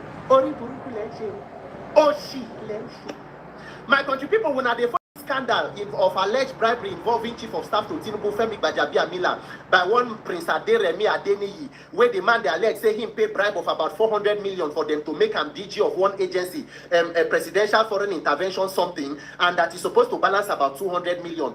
But now, due to fallout of about percentage of payments and all of that, it don't become young pepper scatter. Now, presidency by Ononuga, they don't issue statements, say the man is an impostor. They don't clear Femi Gbajabiamila. Nigerians, I just want to let you know the thing I don't talk before. As bad as this scandal is, it is not the worst. Now the one will come out 90 here. When we they talk, say Nigeria government in this country is organized criminality, a lot of people know they understand. The first offense you go commit for this country is to be poor. If you want to engage in criminality, ensure you have the backing of strong persons in government and institutional protection. With that, there is no limit to what you can achieve. You will go very far. No matter the outcome of this investigation or findings, this is an indictment on the Tinubu regime. It is a shame and a huge scandal. So make we assume, say we don't agree. See, when people they talk say this country bad, Nigeria to a lot of people know they bad. Oh. In fact, Nigeria may be working the way it is configured to serve criminals in power. It is up to the people to reconfigure Nigeria to favor every other person, including the common man. So make we assume, as Bayo Nonuga, they don't talk now flippantly, say, oh, the man is an impostor. Let us assume that truly the allegations against Femi Gbajabiamila, they are false and all of that. So Bayo Nonuga, Chief Bola Tinubu, Femi Gbajabiamila, all of them were they on the mandate. So a person woke up and opened an agency under presidency. Nigerians, you know, say there are some agencies that can be under ministries. You can get Agency Institute for Livestock, it go the under Ministry of Agri. You can get a Universal Basic Education under Federal Ministry of Education. You can get NAFDAC under Ministry of Health, and so on and so forth. This institution is directly under the presidency. According to the documents where they circulate, you got appropriation from National Assembly of over 1 billion. You got a central bank account. You were able to engage with diplomats from other countries. You were even exchanging memos and correspondence with other agencies of government for months without trace.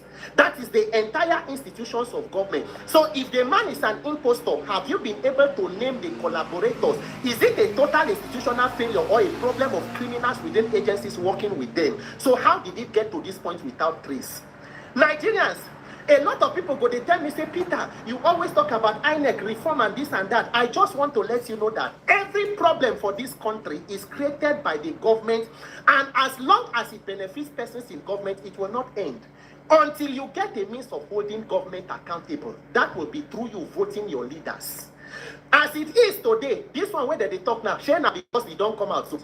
How many Nigerians will come out to tell you the story of how much was taken from them to get jobs even in many other government agencies? If you want to say they won't carry you for FIRA, Central Bank, NMPC, this and that, you know they hear the story, including even police, custom, NSCDC. When I know they hear them, you want work for teaching hospital, they go say bring this amount. People where they poor, where they find work, they will even to the extent of borrowing money so that they can get a job in a country we call our own. So this scandal where everybody they hear so now, is it new? Not because it don't come out. The real question will be how many more persons within the government currently, how many persons heading different agencies, how much is it possible to say they go don't pay, and to whom was it paid, and what is the constitutional agreement for them? Abi whatever they sign, say memorandum, say by the time you head that agency, waiting I go they get, waiting this other person will they get. Nigerians, it is up to all of us to deliver ourselves. The first point of accountability is that election where you see so to hold your leaders and choose the ones you can hold accountable.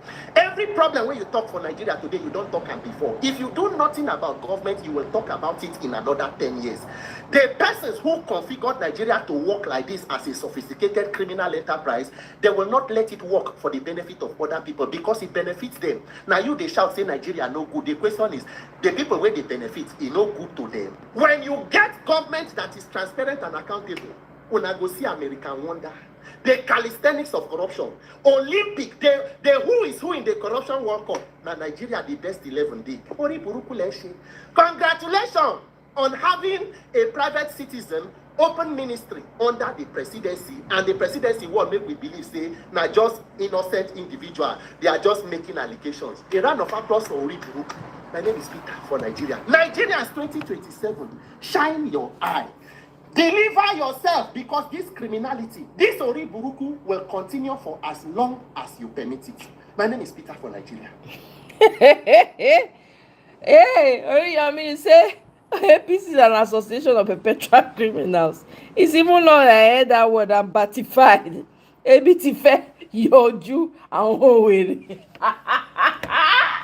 Oh my God! I'm telling you, they know they talk like before. Remember then, back then, oh my God. Now so they go, they empathify, yeah, I'm supporting. They even they happy put. Now they know, hunger don't choke. Hunger don't choke life out of them. Adire, my brother, Adire. Egbami. Tie and die. The khaki when people say they climb tree, say they do, they want on, me, the real. You never see as the man they sound. The president of youth, Abikinokwe, if the man sounds like an illiterate, nothing against, I mean, Illiteracy doesn't mean that someone that hasn't been to a formal education, because the people who haven't had any formal or English education like we all know it, but are smart and know exactly what they are doing.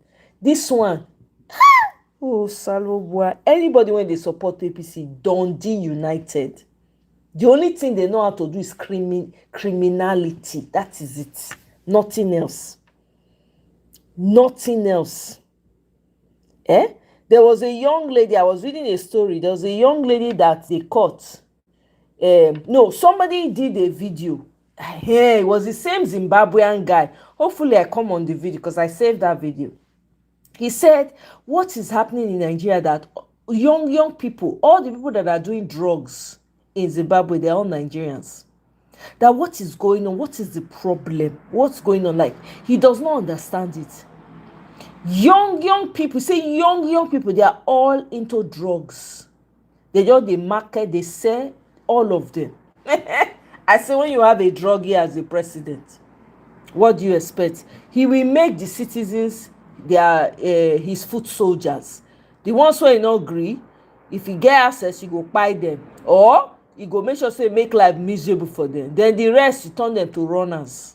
That's what we are seeing. That's what we're experiencing. Mona, listen to this disgruntled APC person. I have resigned my membership of the APC. You are no more a member of the APC because of this? I cannot be associated with this Idoti. Yes. Can you hear? I cannot be associated with this Idoti. I want something. So what party are you with? What did you say? What party have you joined now? I am not with the APC. I am not with any party, but I am going to dedicate my time, first off, to campaign against President Tinubu, and I am going to campaign specifically in Lagos. We may not win it in 2027, but 2031, because you cannot come for my people of Ondo State. This is not just the president, it is also for staff, that is also in They are the ones. Me, I am not a president. So I will speak it as it is. All right, I will come back to you. Mr. Oludare, please hold on. Off your mic moment in 2020. It is all connected. You told people to come out and vote for you. They voted for you. You won. And then somebody in Abuja, or Mukumoka is now trying to say that the people that you have told to come out are not, their voices don't count. This is what we call Mr. Oludare, you mentioned two names. You mentioned two names. Are you inferring that these individuals, you mentioned the APC chairman, I believe that's who you are referring to, Mr. Yilwata. Yes, and also the spokesperson of the party, Mr. Felix Morka. Are you saying they are the ones behind this problem? They are members of the National Assembly. They tried to, rig the election in Ondo State twice. The first time, they disqualified candidates. So, like in my own local government, the person that got 12,011 votes was said to have been disqualified, even though that person has cleared his clearance document with him. And then the incumbent, who was the son of the former governor, the first governor in Fourth Republic, Adefarati, was said to have been the one who won, even though he only got 1,895. The one that is even funny is the one of Ose. Ose, they disqualified a man that got 9,000 votes in favor of a man that got 7,000 votes. That man, because they were now not satisfied with the person that won as a result of their disqualification, they now still changed that man. In Ondo West and East, the incumbent won. Then they brought in a guy. That guy, I would have to confess, was my junior in secondary school. So I'm in secondary school, in medical school. So I know him. I have an interest in his well-being and in him being, the candidate. Because I am actually supposed to be a part of him to compete. We contributed for him. But this is not about my interest. This is about the voice of the people. That is why it is it is the disregard that will make a bushman come to the city naked. And that is what people like BTO and Co that are causing this in Abuja. This is what they are doing. They are disrespecting the people. They are disrespecting the land. They are disrespecting the soil. They are disrespecting the Yoruba heritage. How can one man from Plateau be telling Yoruba people who to be their leader? And you think we are going to take it? This is Ondo State. This is a very grave allegation. You are accusing the APC chairman. You are accusing the APC chairman of rigging the primary elections in Ondo State. Yes. I'll come back to you, please. And that is why Okay, we can say the same thing. How can somebody from the southwest come to Edo to impose a dullard on the Edo people? How? Because on that day of election, it was all Yoruba people. For plus that, especially that woman that they brought in, they brought Wike's brother was the head of them all. Then now I don't know whether na returning officer, whatever they call them, the woman na redeem abi Kumuyi church deeper, I think na redeem APC member. All of them, including the people when they go, the police, the officers, when they go, when are DSS officers, when are police officers or military, whatever, when they go drive Obaseki come off, when he sit down, they wait for them for coalition center, all west, southwest. So what is this man vituperating about? Did they not do worse in Edo State? Hey, God, I beg. Oh, now because it's not pleasant to him, he's not coming to shout on national news, national TV that that can they play two man. Is that not a slap? Doesn't that already tell us that the country is divided? The level of bigotry in this Tinubu's government. Sometimes I feel sorry for my Yoruba people, to be honest. The level of dragging this man has brought the Yoruba tribe to filth. I'm sorry, guys, don't be offended. I have Yoruba friends and I have Yoruba family members, but he don't drag Yoruba people in the gutter. Hey, God, I beg. You people don't know the damage this man has done to your tribe. Oh, I just don't want to go. There's no need. We have an election to win. I don't have time. We need sanity, first of all. Then we start to deal with the issues that the things that will emerge if we get this election right. Ha! You go hear things, your heart go skip a bit. Oh, hey, Sid, welcome. Oh, how you dey? Sid, you know they sleep. I'm telling you, breakfast has been served. He's coming to shout. He's speaking Yoruba, dropping parable up and down. Edo people not see who to cry to. Edo people. Edo when they shout. Edo not be Lagos. The man turn am to gutter. Come see how Edo State is. Look at the man that is now the governor of Edo State. Hey, God. Hey, you are crying because now it doesn't benefit you. So he's coming out to cry. How can a man from Plateau? Can you imagine the insult? But meanwhile, a Yoruba person came to Edo State to do serious damage. Threatening the lives of the people and imposed a dullard. Edo State has the worst governor in the whole of Nigeria. The worst. I beg. Go touch everybody. Let's listen. Dark Oga VDM, very dark black man for me. Oga VDM, I have one advice for you, please. What is paining me? What? Listen, according to Daniel Buala, may I quick read the comments? 2022, the moment you start working for APC, your brain stop working. Meanwhile, unfortunately, brain of they thought PO would be in confusion, but confusion and chaos will be their end. I'm telling you, will be on their head. This one don't chop breakfast. When corruption favors you, becomes connection. I'm telling you. See, they cry like a baby. It's crying up and down. ABC don't use this one. He don't use this one drag mode. I'm telling you. Tinubu has done a great damage to Yoruba heritage. I'm telling you, don't even know. We will not scratch the surface, the level of damage. Oriyomi, you people will not know until that man lives there. You will not know. That man has so damaged the Yoruba tribe. It makes me feel like crying sometimes. Because Yoruba people I knew growing up are not the same Yoruba people that I'm experiencing in the political space. They are not. I can tell you for free, there is a huge difference. I can't believe what my eyes are seeing and what my ears are hearing. It's so shameful. Hey, God.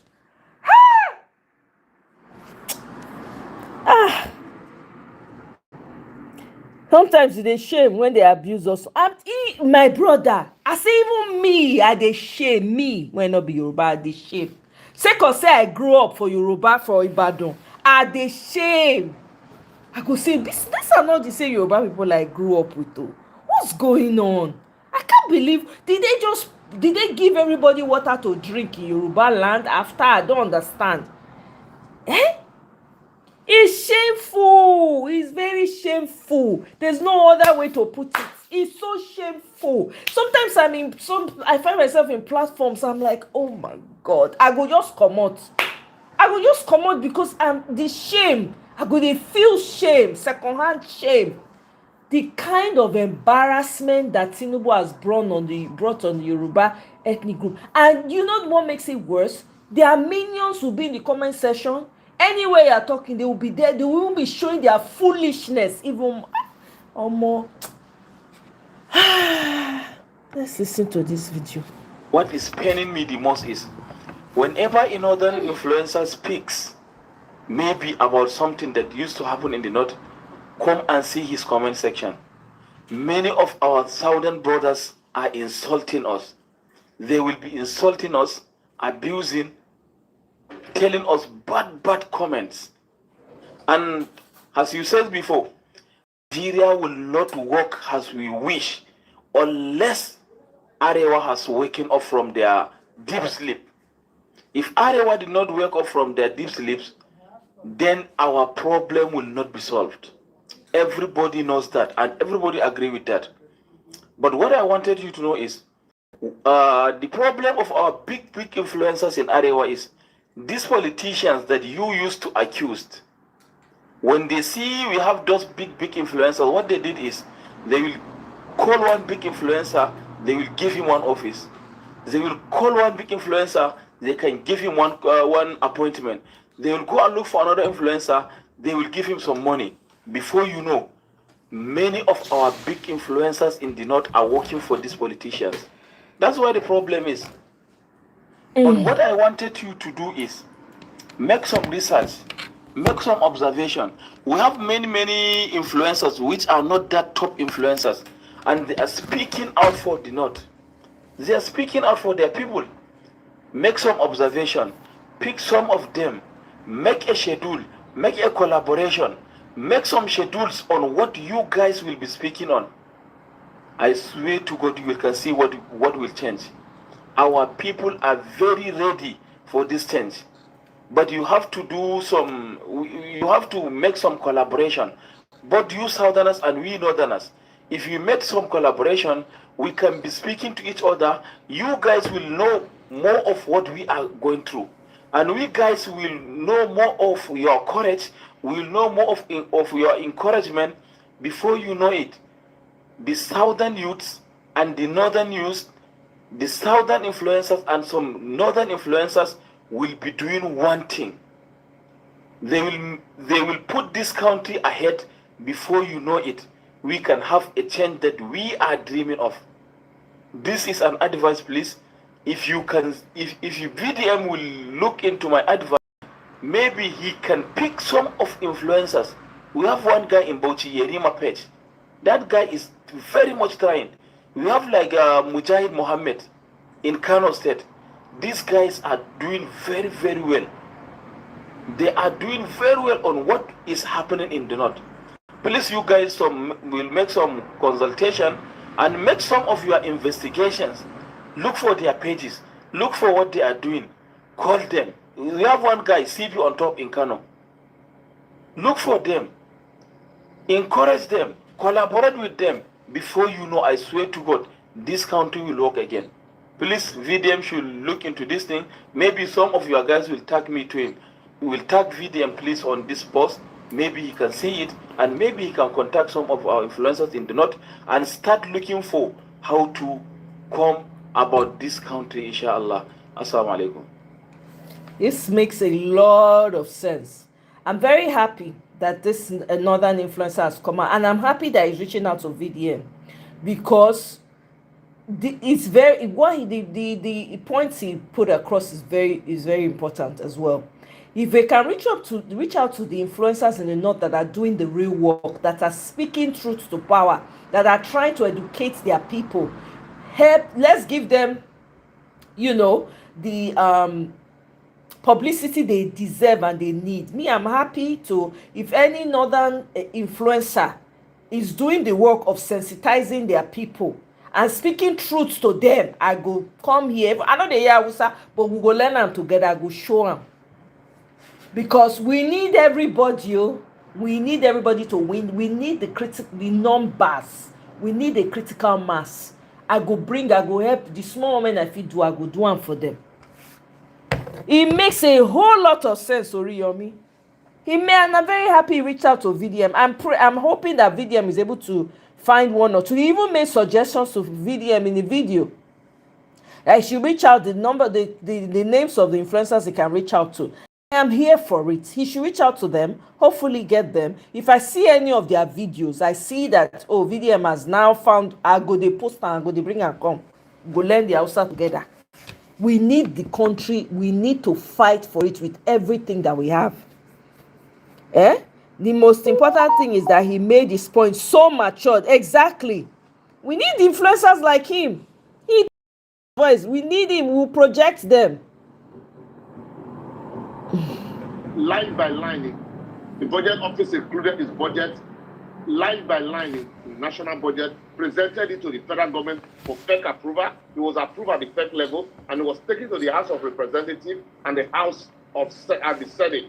And those joint committee screened the budget. Joint committee of the budget, finance appropriation committee of the House of Rep, appropriation committee of the Senate. Both screened and eventually. Honestly, Oriyomi, I'm very happy about that.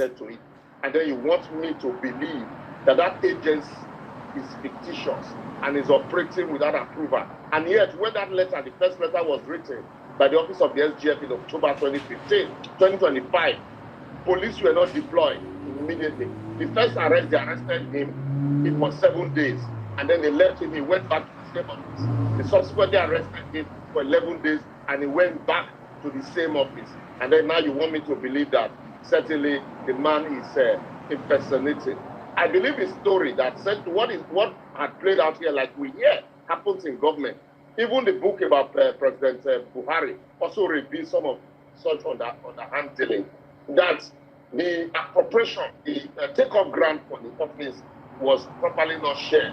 What is happening here is that sharing formula, as agreed previously, did not actually, materialize. And so they decided to throw the man under the bus. And I would not blame the man for fighting back, because you don't just sit down and destroy a man's reputation because, sharing formula, you didn't acknowledge sharing formula. The story by the federal government falls flat on its face, legally speaking. And that's why, if Nigerians do not follow this story through, certainly they would somehow just fizzle away.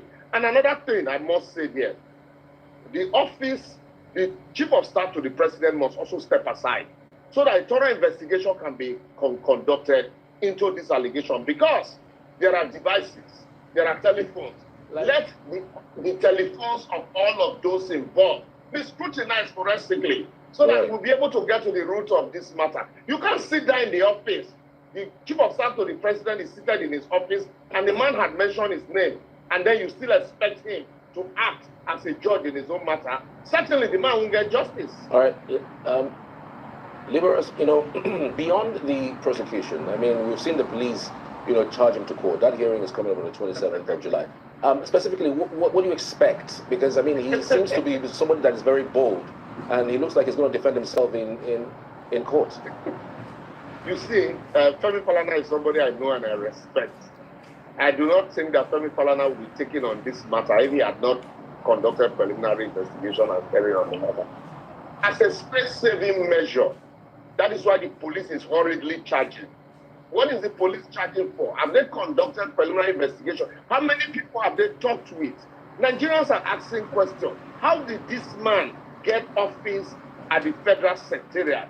There are so many agencies that are looking for office at the federal secretariat. But how did he get office?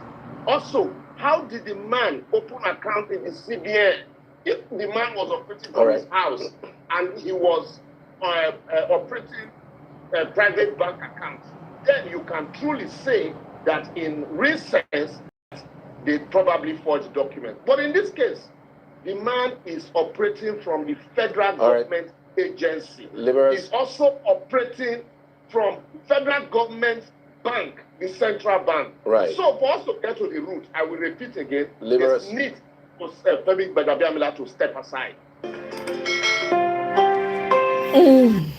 For we step aside fire. Step aside fire. We'll come back to this music. Mona, listen to this. Go to my person. Celebrities in Nigeria were using their followers as a means of power to tell politicians, I have more followers more than this person. So the more reason why they were paying them according to their followers. Bam, that's what I want you people to hear. But very insightful one. Very insightful. Mona, listen to this exchange. You can be an intelligent woman and be a bad first lady.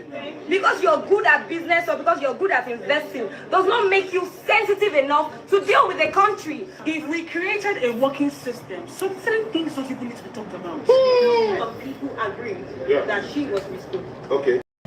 In my opinion, I don't think the message is the problem here. I think the message is the problem. Of course, see, that used me, I'm not they shocked though. Nothing they surprise me for this government. Her husband. So that's why my focus is 2027. There's no need highlighting the catastrophe that is called APC. It's a waste of my time.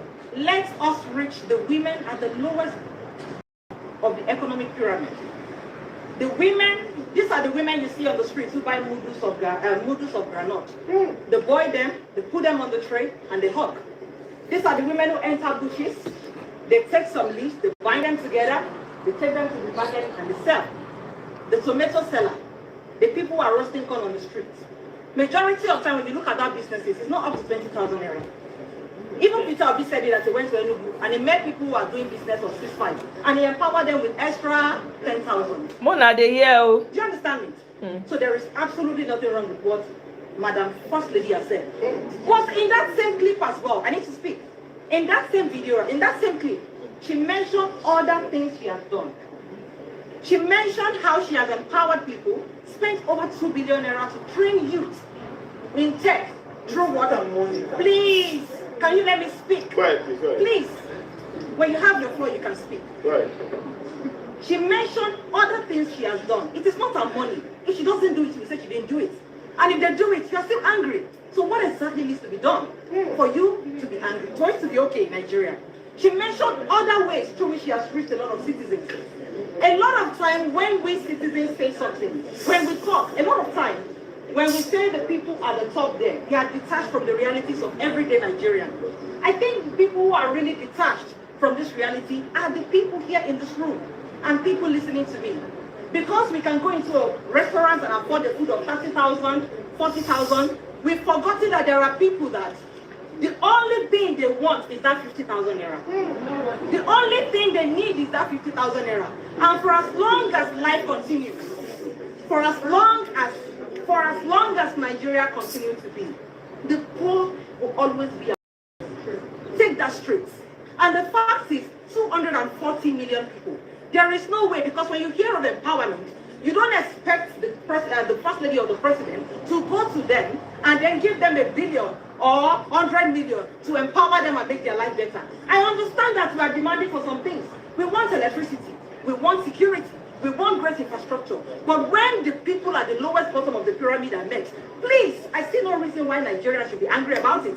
The president is doing what he's doing. The first lady's office is a ceremonial office. She cannot influence any policy. Whatever policy she can influence can only be done from the other room. So if she's walking around and meeting the needs of those at the bottom, give her accolades. Today I'm playing devil's advocate. I will agree with you a bit, but you know what they always say? A good name is better than riches. When you have committed a lot of atrocities, when you decide to do one good out of 100, nobody sees the one. because 99 is still pending. If Bam. you created a working system, some certain things don't even need to be talked about. If this system was functional, all we'll be seeing is that, this kind woman has extended the graciousness of the presidency to the people. But we know that woman in question, who stood to say very reckless things, a woman of God for that matter, who doesn't have any empathy, suddenly decides to wake up and start giving some kind of support. If you're a sensitive person, you will know that there's an intention behind that behavior or that action. So what I'm saying in essence is, when a system is in place, like Iyaro has said, the first lady doesn't have to be the one to interface with the citizens. What we'll be hearing is that the first lady mandated a certain sector to do such and such. See, Nigerians, whatever you do in your system to fight for a good government, fight for it. You know why? When I see people like Remi Tinubu, I'm reminded that sometimes I feel stupid for being Nigerian. But I don't want that to continue anymore. Because when the system is functional, each and every one of us will be functional. 50,000 naira will sound like a joke to any well-thinking mind. Let us fight for a better system. This is nonsense. Thank you. I suspect for some people for years. Our words have to be censored. A lot of people said things, and I want to believe that every single person that was busy saying thank you, thank you, thank you at the corner, I want to assume that some of you have the benefits from this current government. That's just the truth. One way or the other, they do have a benefit, because there's nobody with, I don't want to use some words, but there are some kind of people that I'm not expecting some kind of statements from. Now we're saying that Akara business is nice, we want to eat Akara and all of that, and we're saying that there are some women that are not lettered, and that's why they are the kind of people that should be empowered this way. Now, have you forgotten that years ago, there were people back in the village that did not have money, but you remember one thing we used to know about them, there was always food. Even your grandfather, I'm telling you, send you in town money, food. Even Yep. if he doesn't have money, Yep. There was They don't food. they don't have money, they don't have food, and we're saying because they are not lettered, because they are not, the first lady should come out and say that we should start a Akara business and corn business, and we're saying she's an intelligent woman. You can be an intelligent woman and be a bad first lady. Because you're good at business or because you're good at investing does not make you sensitive enough to deal with the country. We're saying that whatever Remi Tinubu is saying, wherever she's going, that she does not know what she's doing. As a first lady, number one, the first lady's office may not be able to make some implementations. She's not able to put policies in place. But she's our mother, right? She's supposed to be the mother of the nation. And if we're saying people are crying and hungry and there's insecurity, and all she can do is to tell us that she's empowering people with 20,000 to start business. Are you? Thank you. Are you guys kidding me?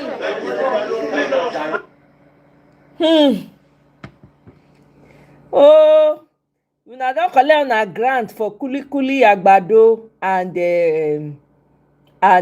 what's the other one?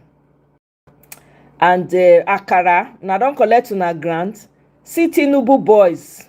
Na dem be this. Yeah. Imitation perfect abawoba. Woman no wapachana yale. Ndi abe kwaso emozo. Ndi na mo kandule pepere.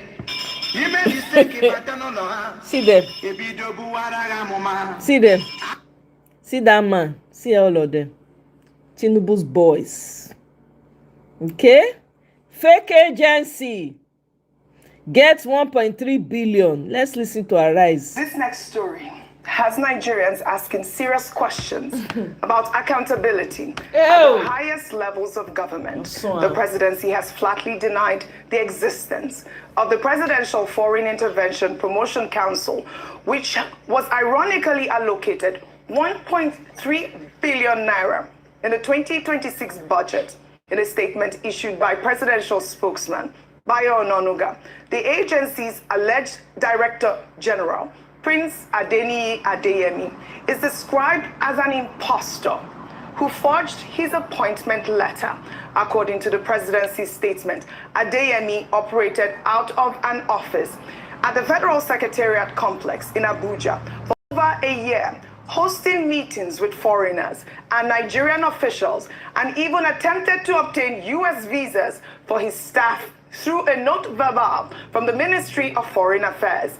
Chief of Staff to the President, Femi Gbajabiamila, alerted the DSS and the police in October 2025 about the fictitious agency, and Adeyemi was arrested at his secretariat office on October 27th.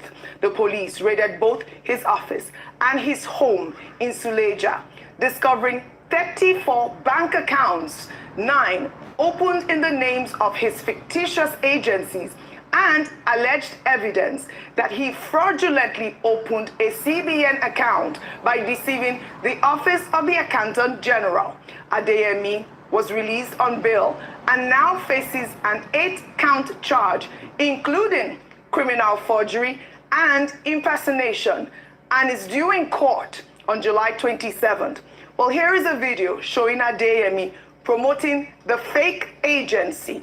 The vision driving the work of Presidential Economic Advisory Council and the Presidential Foreign Intervention Promotion Council is demand bold ideas, bolder actions, and strong collaboration and decisive change. The council was created to serve a simple but powerful purpose, that is to support the administration of President Bola Ahmed Tinubu GCFR. Her mandate is clear. We aim to shape policies that not only stimulate growth, attract both foreign and local investment. Being privileged to serve as the Director General Master to me personally, because I know what is this. I have seen the challenges and the potential in this country. I believe in what this council stands for. In the short time since my appointment, we have laid the foundation for impact, streamlining investor support systems, improving advisory structures, and aligning national priorities with practical solutions. Our work is ongoing, and we have a long-term vision, but the goal is simple: to build an inclusive, stable economy where opportunity is accessible to everyone, to the citizens, now the man where they talk say and the partners who are working for you and with you to move Nigeria forward. God bless Nigeria. Well, I'm telling you, has generated significant reactions online. After Adeyemi was arrested and released on bail, he alleged that Femi Gbajabiamila collected 400 million naira by proxy to secure him the appointment, with a 200 million naira balance still outstanding. But Adeyemi's claim directly contradicted his earlier statement to the police, where he stated that one Dolapo Babatunde Tanimola, who died in a fire incident on October 22nd, a guy that 5 cannot days be traced, before his arrest, was the person cannot who be assisted traced, him never in existed. procuring All the of a fake sudden, nobody appointment reported letter. any fire. The presidency has described Adeyemi as a serial fraudster, pointing out that in 2016, he falsely paraded himself as an ambassador of the World Youth Organization until the United Nations denied its existence.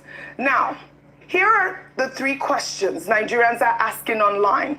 How did a fake agency secure an office space at the Federal Secretariat, attract foreign diplomats, and get 1.3 billion naira into the presidency's own budget? And I'll take Kalu Aja's tweet. He wrote on X, "This situation is quite concerning. Femi Gbajabiamila, the chief of staff to the president, claims that the Presidential Foreign Intervention Promotion Council does not exist within the structure of President Bola Ahmed Tinubu's administration. However, this very council is listed in the budget of the presidency, not in some distant ministry or agency. It's allocated within the budget of the presidency itself. This raises 2 possibilities. Either the presidency is unaware of its own budget, which is meant for its own operations, or the secretary to the federal government is being dishonest. What surprised me is that the secretary is making a definitive statement on an issue that can be easily verified.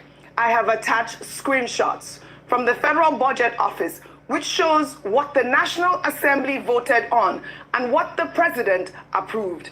The amount in question is 1.3 billion. We will be closely observing how the president responds to this situation. Dr. Bati, this story has gone viral on social media. I had highlighted the 3 questions that Nigerians are asking online. And of course, over to you. I'd like your comment and analysis on this subject. Okay. You said it has generated a lot of concern. Yes. Understandably so. Because this is so bizarre, this is so unbelievable, this is so scary that the Nigerian will not know its own agencies. And that an alleged corner. They know, Ruben Abati, man of the envelope, we know. Scammer will operate in they know, they are all in the same WhatsApp group. In your face operation of the Nigerian government, and nobody will raise questions.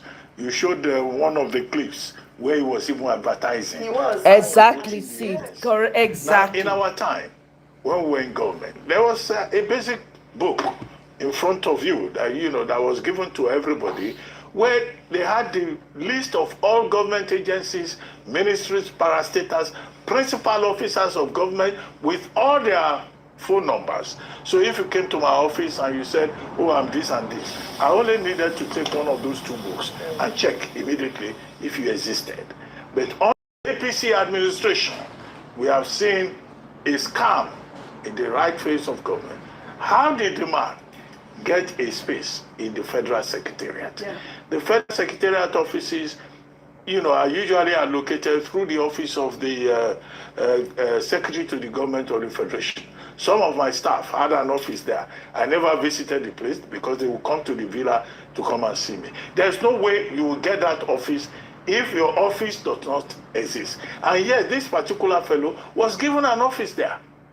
He claims that he has a letter of appointment that was procured, that was the word he used, by one Tanemola. When the police went after him in November 2025, the Tanemola had died 5 days before. And then he was charged to court in one of the reports in November 2025.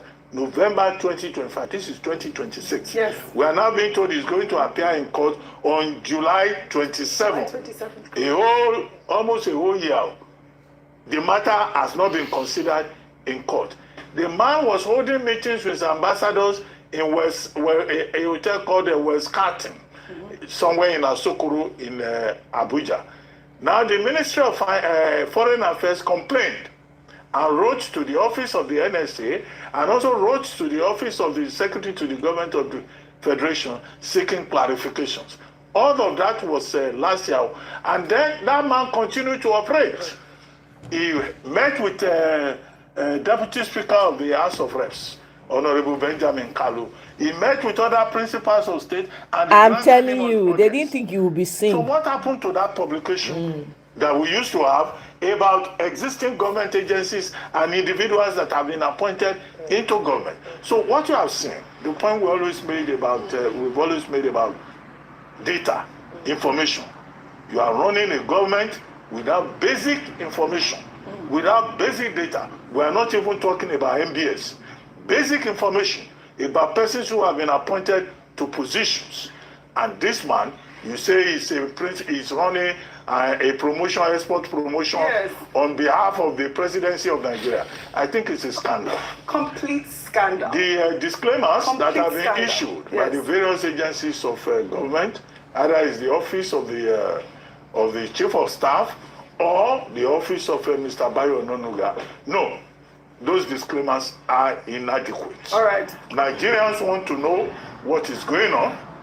They say there will be investigation. We all want to know the details of those investigations. All right. Because somebody comes up tomorrow and declares herself a first lady of Nigeria. Although we know Senator Remi Tinubu very well, but you never know. Some people may be passing off, and they will be getting paid, and they will have office, and they will launch their own programs. And if such a thing happens, all of us will be involved in that fight. We will. Just as we are involved in this one. Absolutely. We don't want ghosts in the corridors of power who are also being given allocation. Yes. It also speaks to the National Assembly. They allocated something in the appropriation bill. Yes, all right. Now that bill has raised questions now. How many other ghost agencies are on that list. That's what it is. How many ghost agencies are on that list? In fact, they should recruit some of us to come and help them do the analysis. I'll do a very diligent job. I'm volunteering myself. Arise News can release you to go and help them. You know, I'll do a good. When I see billions, put their hands in order. Billions. All right. You know what? Even this news that is out is a distraction in and of itself. See, this particular news now, this thing has been happening since they've been jollofing quietly. Now it's coming out. You think this is not part of the game? Who they cry, they see. As I'm looking at all this, I'm also looking at other things. It's not just this. This is also part of the distraction. I'm not even going to. This is part of. You'll be shocked that it's all orchestrated for them to distract. The person that they said they died in a fire in a hotel, we know no identity to the person. No news of any fire in any hotel anywhere. I beg. Now who no know this demonic government? Now go they talk. See, he went on Rufai. Look at him, APC people. Literally, people from Abuja crying up and down, unit, writing votes out, and that is why I will say it on your program. I am resigning from APC because we are turning Nigeria into China, into a one-party state, and I have complained about this even when I was in APC, that the opposition is doing more to damage democracy out of power than APC is doing to damage democracy in power. Because so you said this on your program during that period when everybody was focusing on IREV, which was just a result viewing portal. I said, I was saying it then too on several channels, that there might be pertinent things in this electoral act reform that you guys are not focusing on.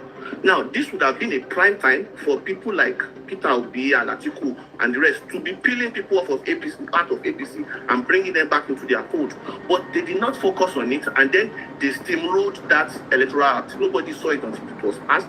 And then now we are seeing the repercussions. So pretty much you are saying that after the direct primaries, they just went to write results from Abuja. They just went to write names. They just went to write names. I know people who never had the clout that I knew, much closely, who left the clout to have won, whose names have already featured. When they benefit you that time, you not talk. Make una come here, oh. Kenneth Okonkwo. As a public affairs analyst that I have been from 2009 before I ever met Peter. Atiku don't give a spokesperson. If you see the lengthy, long love letter when he sent to Atiku, I proceeded with my job. You were one of the earliest interviewers that interviewed me in July 2024 when I said I wasn't speaking for him anymore because he's not decisive. I've seen in him certain qualities that will make him unfit to be the president of the Federal Republic of Nigeria. I made it public. By then, I had finished my job with him. But in order for the people to know that I am not speaking for him anymore, I made it public. And I went my own way. And I was doing my own job. You know what? He was the one who betrayed me. I talked about Atiku Abubakar here on this studio much more than I would even talk about Peter Obi. And people were telling Atiku Abubakar, this young man that is getting close to you, are you aware of what he said to you? Abubakar said, I am looking at this young man. I am seeing value in him and his tenacity to bring about a great Nigeria. That is what I am seeing.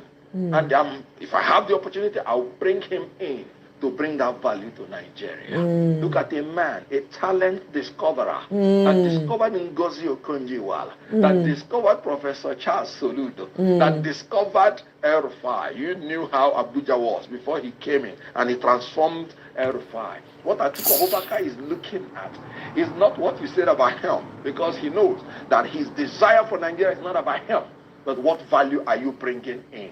I had not even done anything for Atiku Abubakar, but he insisted. I've seen something in this young man. When I talked against him, he did not go to Adamawa, he did not go to Jada to bring frivolous suit against me. But this is somebody I worked for, did everything, stayed in the court for months, and I am free doing my job. And you're running to Onitsha to bring frivolous defamation suit against himself, not me. Who is now the betrayer? Who is disloyal? Assuming without considering, I even did something wrong. So that is how he would have treated me. Should he have kept quiet and look on as you defame him and you say things about him, unprintable things about him? You continue to discredit him. Is that fair? Is it not going through a legal means to be able to? Is your word? Because that's the allegation in court, that you were defaming. I sat down here, gave you the names of the people that told me things. I did not even say the rating. I was still trying to show. Some of them are denying. When you have something written down, you know what the court said? You know what the law said? Oral evidence cannot be accused to contradict a written document. I have them with me. At the appropriate time, everybody will go and answer for his crimes, for his offenses, and for his denials. And so, there is no defamation at all. I told you that a lot of people have said worse things about him. You know what he said? No, I don't want to see them, they are faceless. So your intention is to destroy people who have face. Your intention is to destroy any Southeast person, a bright person arising from the Southeast. So other people that are faceless, you won't go after them. But the people that are adding value, you want to go after them. Bring him up. Let him come. Can you imagine this fool? This guy is an actual, is a class act. Can you imagine what he's saying? So Peter Obi should keep quiet and let you say all kinds of comments about him, speak on truths about him, throw him under the trailer. You consider yourself, you rate yourself as bright star. God, I beg. This guy is worse than I thought too. Wow, they say that true. Now who know man, they kill man. Look at him. You hear what he said? See the allegation again. That Peter Obi is trying to stop the bright stars. Which bright stars has he stopped? You fell on the sword by yourself. Valentine Ozigbo came, fell on the impatience. That one has disappeared. We don't even forget it even exists. Ha! Mashio. So now the rat when they inside, they call the rat when they outside. Say food day. Now so it be. That's life for you. Moving on. Abemo will listen to my president. I just go back. Wow. I Make you go court, go explain. I don't understand all this one. Do you know they not see how to serve paper? They have to nail it on his door. Kenneth, they dodge service of papers, summons and complaints. The guy, they had to nail it. See who they get mouth. Go and answer in court. No, who you dey explain to on national TV? Who cares?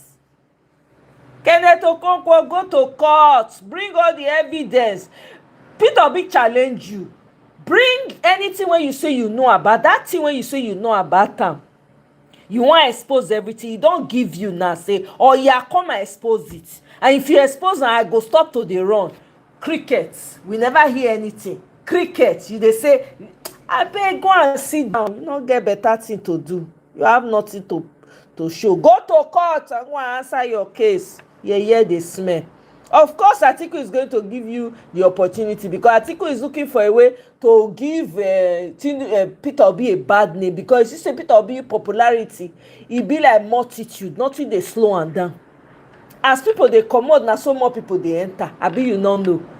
Of course, he's going to be friends with you. Are you not ashamed? You think that Atiku does not know and the people around him are not watching you critically?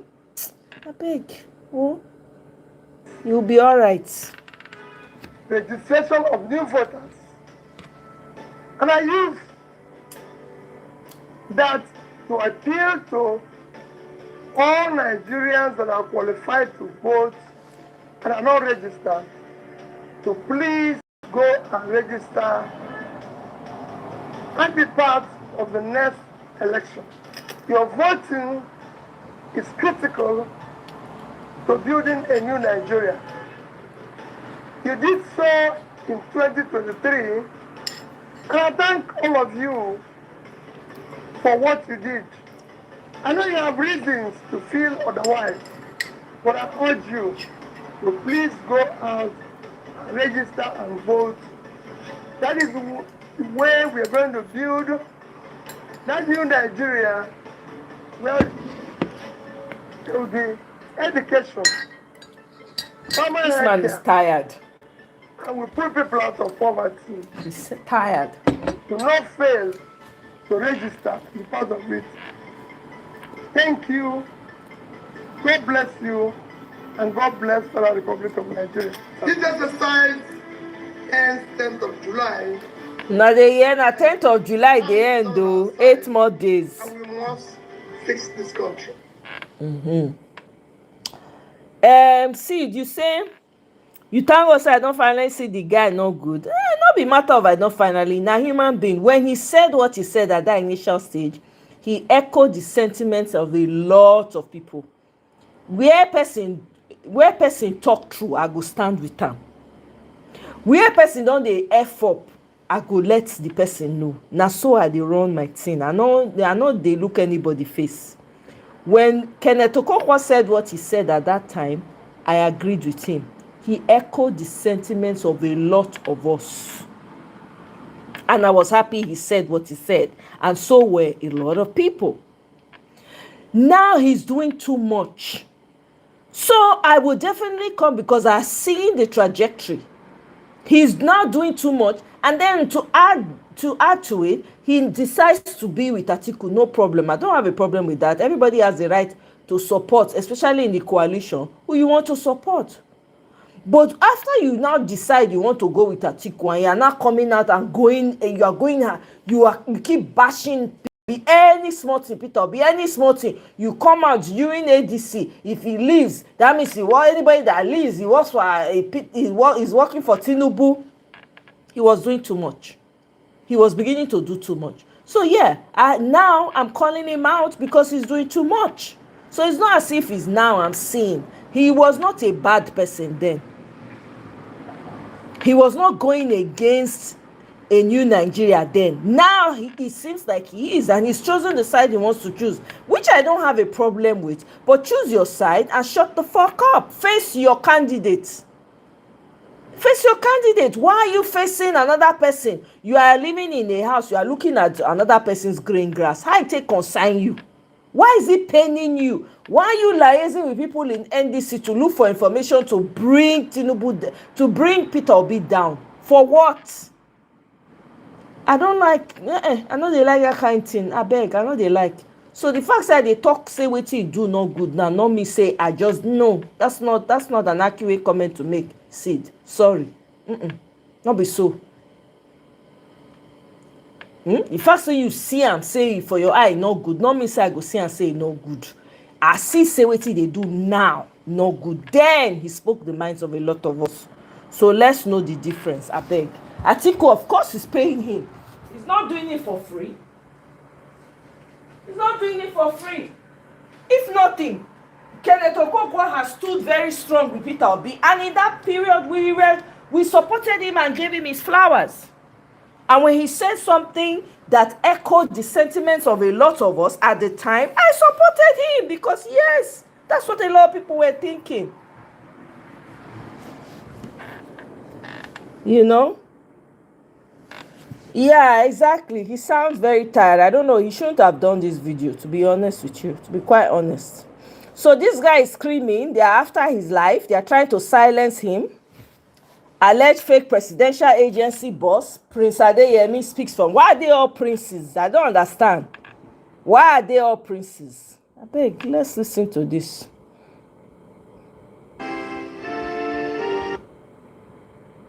Arise, O compatriots, a call to the sleeping giant.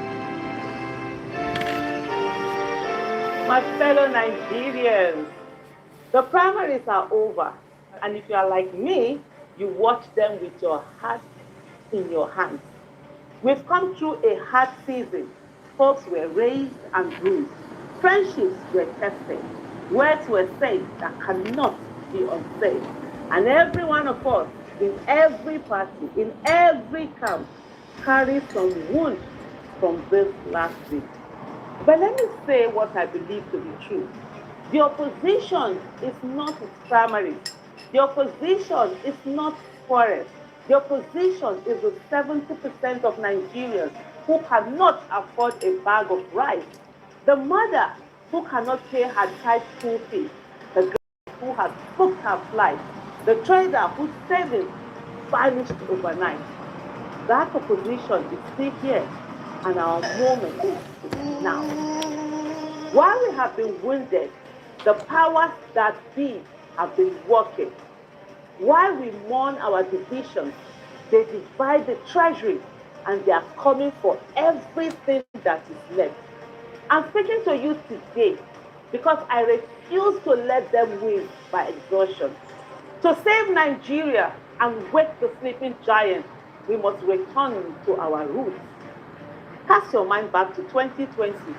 No party, no movement, no leader, no structure, no godfather, no budget, just citizens.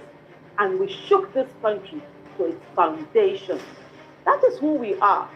It is time to be that again. Not to repeat 2020, no. But to finish what 2020 started with the lessons of 2023 in our hands. Today, I invite you to join Operation Dan, Operation Deliver a New Nigeria. Operation Deliver a New Nigeria is the organizing infrastructure of a people waking up.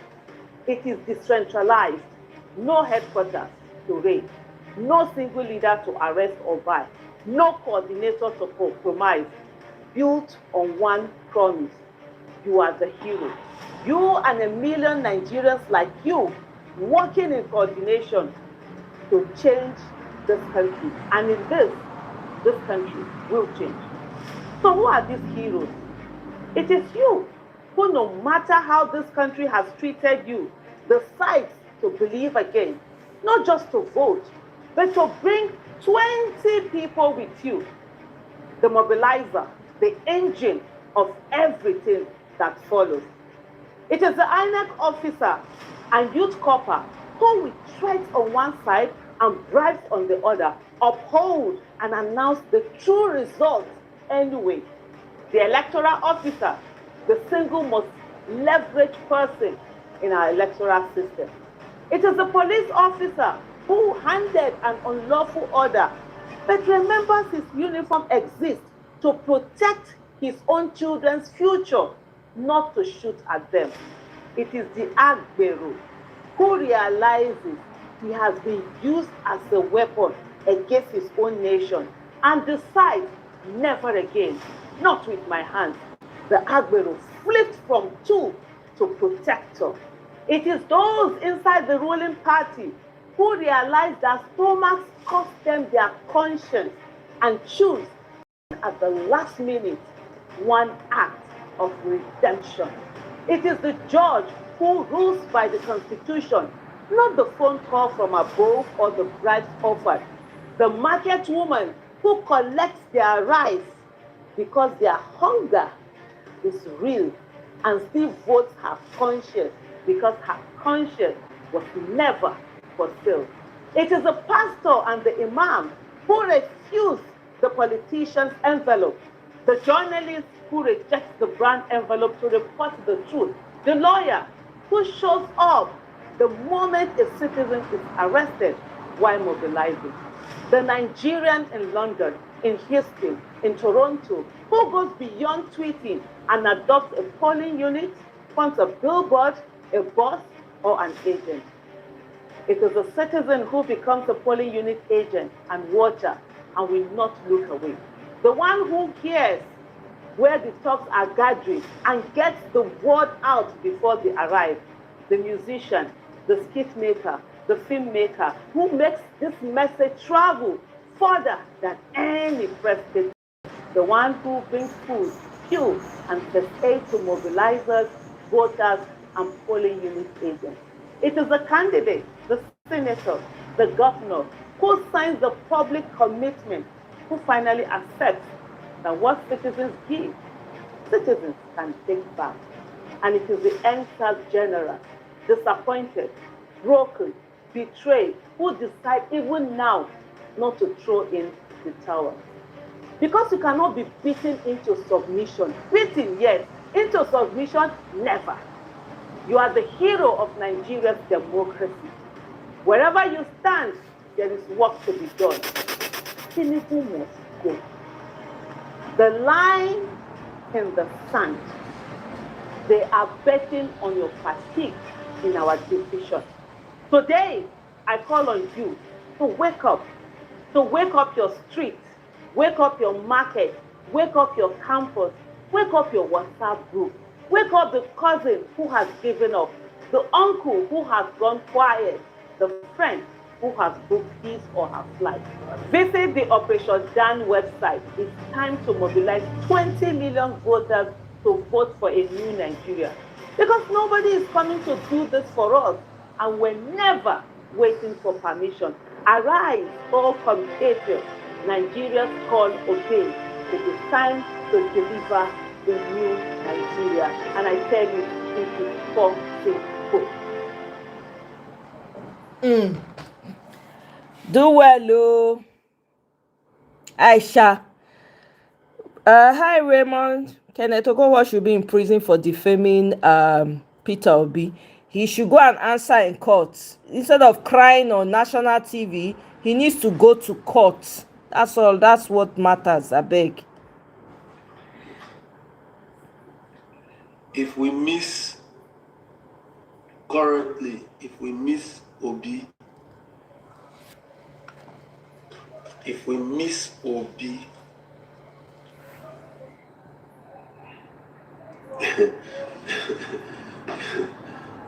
Exactly. See, I don't like that video at all of him.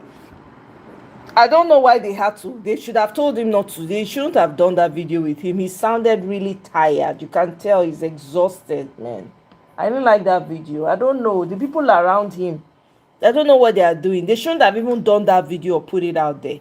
They should have used, look at Aisha's own.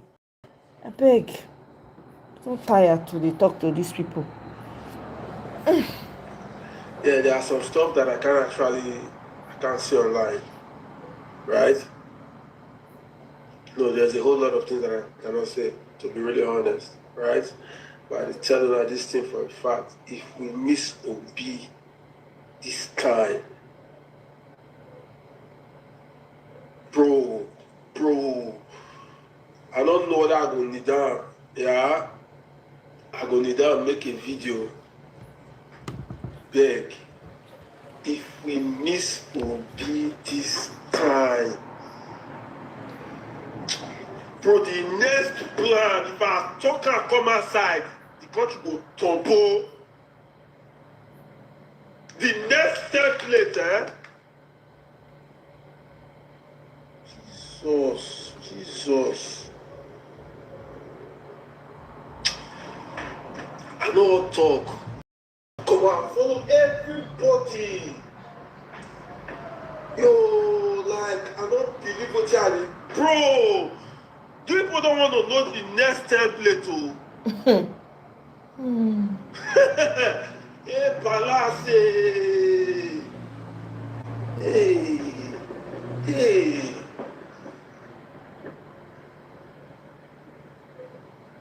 How come not? Obi Samuel, Obi cannot talk. Obi just they follow the due process. If Obi, Nigerians they wait one the way Obi go to us, say, okay, how far more that then they don't that say Obi, you don't go, you go decide violence. People say that me get out Obi, but don't talk that thing. And they speak what it did in the mind of Nigerians.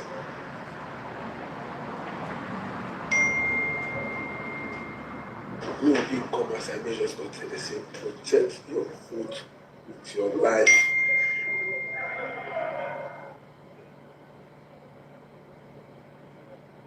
Bro, Nigeria are not people now sheep. They don't cover. Oh boy, if now know how many Chinese stay inside the north. Oh boy, they mind everything. Oh, they make millions of dollars. Leave the oil side first. people, but they don't cover. They don't cover. That guy don't go settle Trump. Telling you, don't recall the soldiers now. No more boots on ground. You don't recall all of them. Adeboye, APC people, they don't go do their work. $9 million. The one thing I would do on my Instagram now, one more thing that I would do is to declare my support for Peter Obi. Because right now it seems like, since I'm not saying anything about politics, I'm not opposed to Peter Obi. The profit I started to start from first. Like, oh, because my governor and APC and stuff. I'm not gonna pay attention to the caption what I will use. Alright? I will talk out like this. That be I throw face. You face this, I know face talk, I face like this, I face this, I will talk, I face this side. I know face you talk.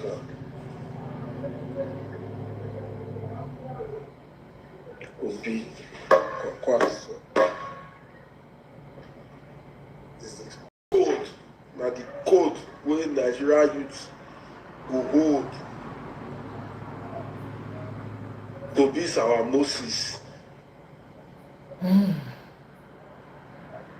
Obi, we must come together.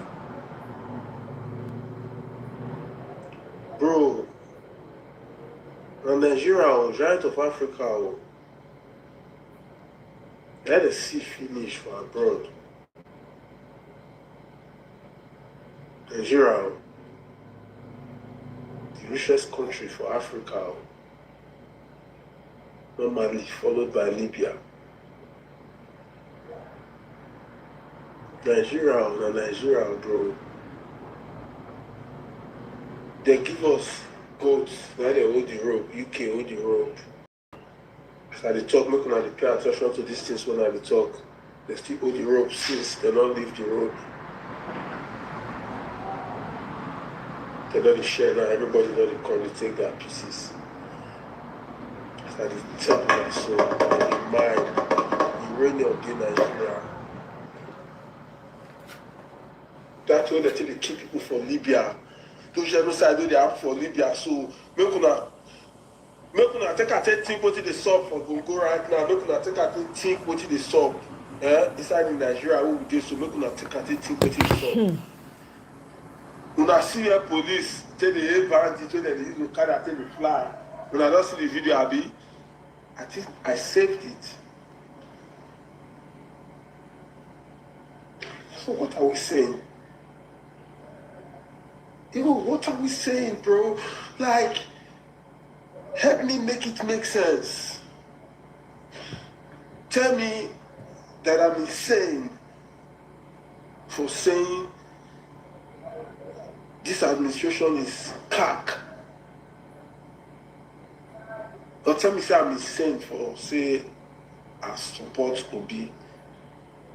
Then I will tell you how insane you are for actually campaigning for Tinubu.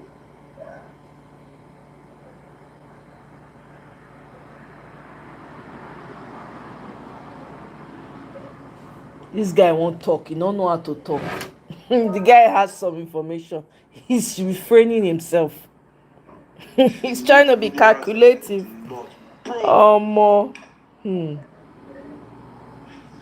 Soldiers, they guide Chinese for inside the bush. The same bush where the Boko Haram did.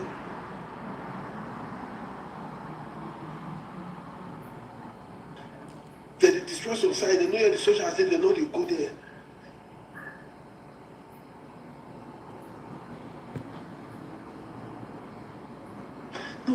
No. How can you debunk that shit?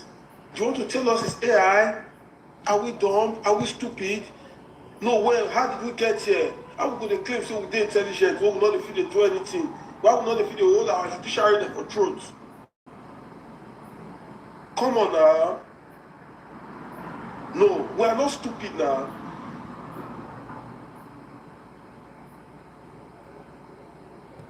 The time when I tell you go primary school, we get 3 things that time. when they grow up. Oh. Government school and government school, they don't pay nothing. Oh. Will they get textbooks for free?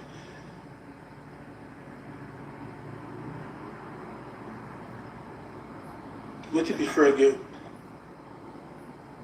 We don't pay nothing. There's nothing wrong with the pay money. Say we dey pay money for anything. There's nothing like say we dey pay money. Now we just enter school, don't enter school. Now if we do something nonsense, and they tell us go clear grass. Although carry prisoners now they call clear steady. Prisoners now they call clear steady. So we always see prisoners every weekend they call clear grass.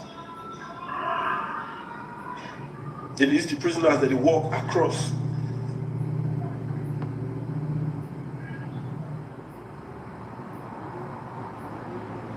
If you go police quarters clean, then they enjoy. Let's start talking about how unemployment because they cause all this kind of insecurity. What it cause unemployment? For a whole state, they shut down steel plants. You know how many 100,000 let me speed this up. Workers when they get the house, when they get family for inside that DSC, up to millions of workers. When they don't produce children over the years. You want to be like they're not fit for that education for university when they rusticate more for school. So they ask some of them. Our confrating come neighborhood. And the ones that only be like they carry some group of people. Like confrat come to come neighborhood. Confrat a game when you go play for school finish, as you finish, you don't end for them. Papa no fit pay school fees again. Government shuts the place down. Because they compensate them, we ask yet enough is pay finish. What do the children want to do? They come get a link with the neighboring communities. They live with the neighboring communities, they make friends. Papa no get worker. What do the children want to do? Everybody turn bad. And the ones that wait they ask, they value all their day school. So many call meeting for this side. So neighborhood go for a start. Because they recruit people, they wash 1 or 2 for the neighborhood. So it is that. Then they come and use tribalism. Tribalism, they set up for us. They don't know what they are doing all along. I have known all along, not today. Not before say I don't drive for disasters House of Assembly member convoy. 2009, 2010 to 11. I know that these people will be like this all along. So when I know say, this thing will actually fix this thing, but why is this thing not working? Why these people not they do this thing? Why? But this money they come. I know, not be today I don't know how the system they work. The monetary system, how the government they move on. And not today I know how the department where the money is supposed to go.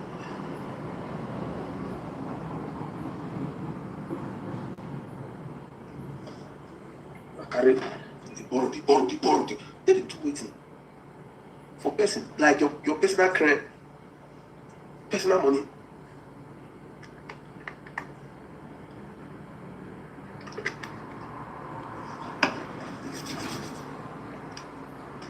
If we miss hope, what's in law?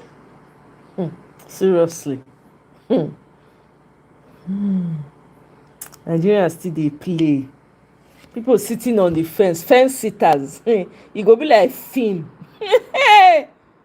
But history will record though that we shouted, we talked, we burnt hours after hours, days, weekends that would have been jollofing.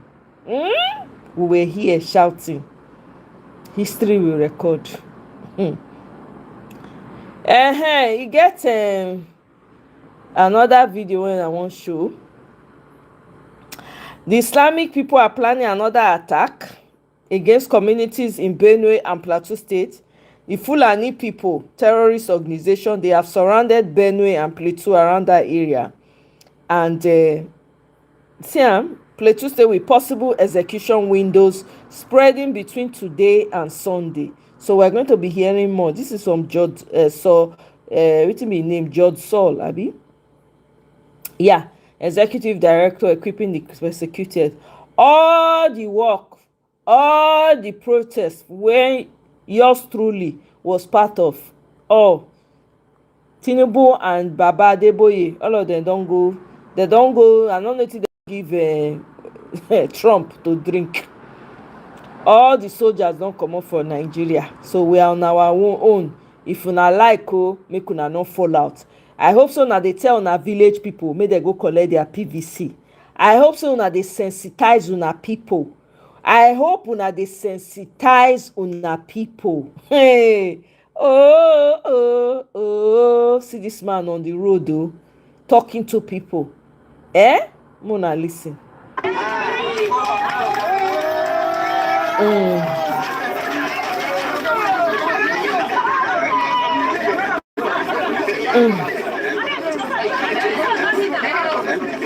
Hi, James Bosman.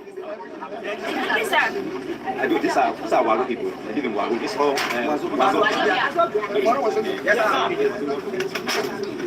the reason why it's important for you, all of you who are living in it, the reason why it's important to register and vote. That you're not doing so for those that are in office. You're doing it for yourself. Yes, sir. Because if you have a good government, yes, sir. See more than there. Yes, you have school, yes, you have health care, yes, sir. And that you need. You need to have a primary health care. Is there any primary health care here? No.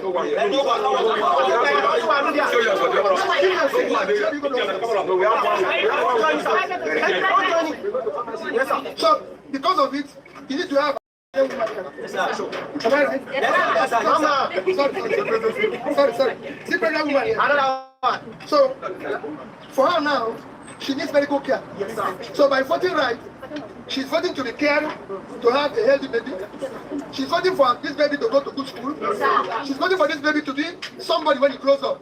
So we're building a society where a child from can be governor, can be president.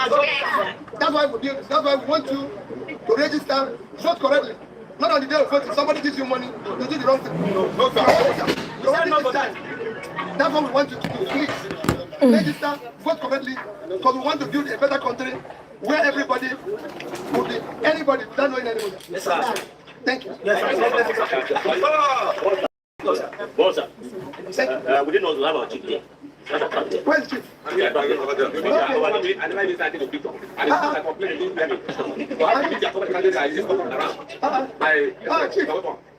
That's how we standing. We welcome you. Thank you, sir. Where you are standing is my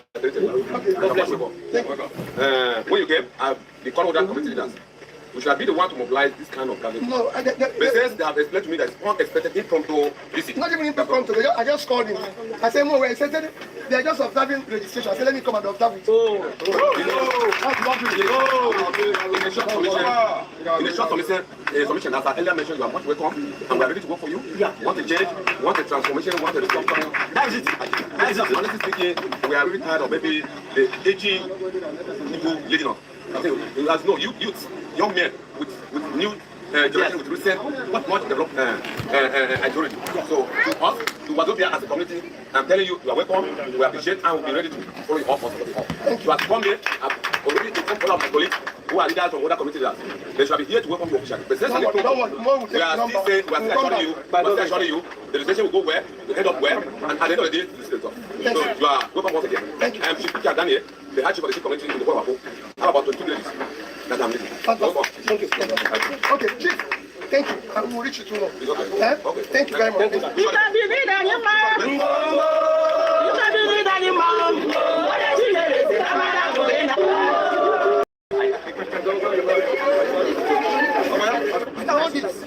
Government don't give any support.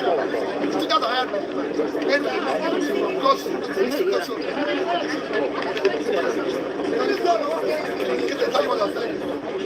when I was most schools are owned by private reason being, these children are children of who are entitled to free basic education. So if you're doing it, you should support it. These are the reasons why. That's the reason why you're going to finish.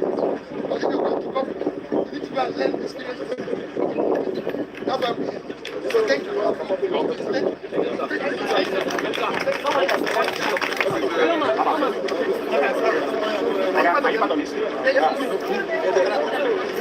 Yes, I'm speaking on behalf of anybody that knows that we have PVC. Everybody have to have PVC so that we vote for ourselves for better Nigeria. When you are voting for the right person, most especially somebody like Peter Obi, are we together? Hello. Everybody go and get your PVC. You need to be okay.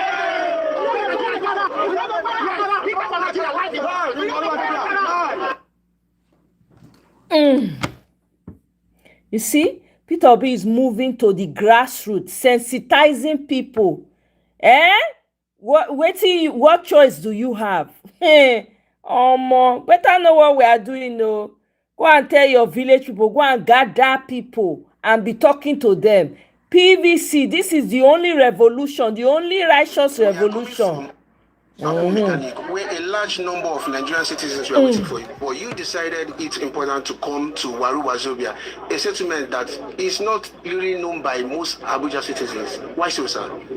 Well, you could see this place. So you could see where governance is needed. Governance is not needed in urban areas, where we have a critical need to show that government exists and care for our citizens' welfare is in rural areas. Because it's in rural areas like this place, you wouldn't even believe that this place is part of Abuja. This is the place you need education. This is the place you need primary health care and everything. And I'm here to observe it myself and encourage the citizens on the reason why they should participate in the electoral process by ensuring that those who are elected are people who have the competence and the capacity to be able to provide all those things. So when you see me say, I'm going to make sure that we are going to have a primary health care in our 800 and something watts. You know, I'm going in and seeing them. So we should be able to have 10,000 functional primary health care, which will cover all the wards in Nigeria within a period of time. So that a pregnant mother will not be able to be careful. A child will not be able to be careful. With that, we'll be tackling maternal health issue where we have a problem today, tackling infant mortality issue where we have a problem today. That's why I'm here. Oh, well, the Tinubu should go and do mobilization. Let's see. We will check something. They should go and do it now. Yeah. Nobody is holding anybody. Only Peter Obi supporters are talking about PVC mobilization. No other person is. My name is Magnus Orakan. This is Woto TV. You know, some years ago, let me tell you, in case you don't know, I was a member of IPOB. I joined IPOB, did everything that was necessary to be initiated. But I left the group because of something Nnamdi Kanu said. I think now I am beginning to understand. Nnamdi Kanu said, anybody attending a Yoruba church, that the person is a fool. I was angry that why should he tribalize his own quest, his own movement, his own secession bid? And I was very angry. And one thing led to the other and I left. I think now I'm beginning to understand. I listened to Adeboye where he was making excuses. And he said that when the commander-in-chief issues a statement, he doesn't need to go and wear khaki and be in the battlefront. Mr. Adeboye, first you are a disgrace to that pulpit. Everybody can see through your spiritual gimmick that you're trying to play.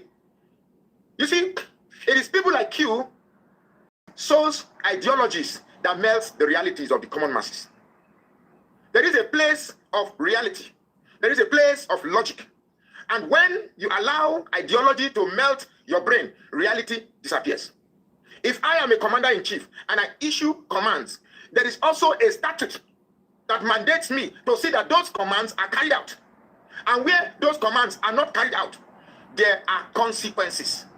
You made an example of Donald Trump. Do you think, Mr. Adeboye, because I feel it's a shame for me to call you a pastor or a daddy or all those selfish, all those sentimental nomenclatures that I used to describe them. Do you think that if Donald Trump gives an order and that order is not carried out, such a person will still be in office? Donald Trump that you use as an example, there's also another word that is used to associate with Donald Trump. You are fired. Anybody that doesn't carry out a specific order is fired. How many people has Tinubu fired? You, Mr. Adeboye, you were seen carrying placards during Jonathan's time. Okay? Carry the placards again. Carry the placards and lead your members of your church for a walk to show the displeasure of the ailing security situation in Nigeria.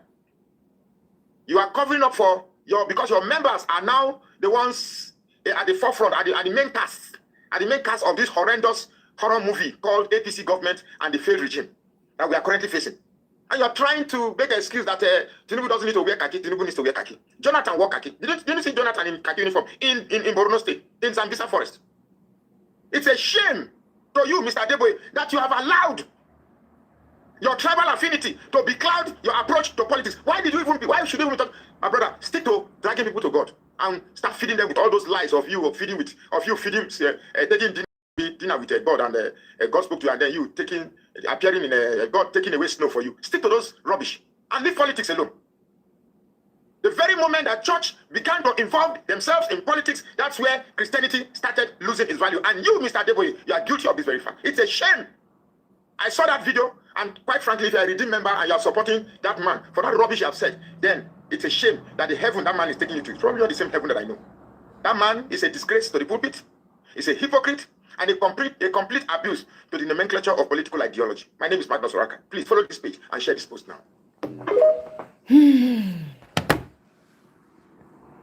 I beg, I don't stay longer than I anticipated though. Mona, listen to this. This guy na comedian at the top. Make we laugh small. We try to give hope, and to start Akara business doesn't take a lot of money. To start roasting corn, or somebody even said about grant, you see, they are saying that cooling doesn't take much. We didn't give them a loan. We gave it to them as a... James Bosman, no, they've left. The military has left Nigeria. They vacated Nigeria. Thanks to Adeboye and the APC terrorist government that we have in Nigeria. Those of us that were trying to make Trump aware of the situation, they've wrecked the work. Okay? So yeah, no more boots on ground in Nigeria. They've all left. So Nigeria is on its own. So it's up to the people now to come out and oh my God. I hope you guys are talking to your people back home. I hope you guys are. This is a dire situation that Nigeria is in. I feel like we don't understand the hey God. Oh, I shudder to think what it would be like if this man comes back. I hope Nigerians do not give him that chance to.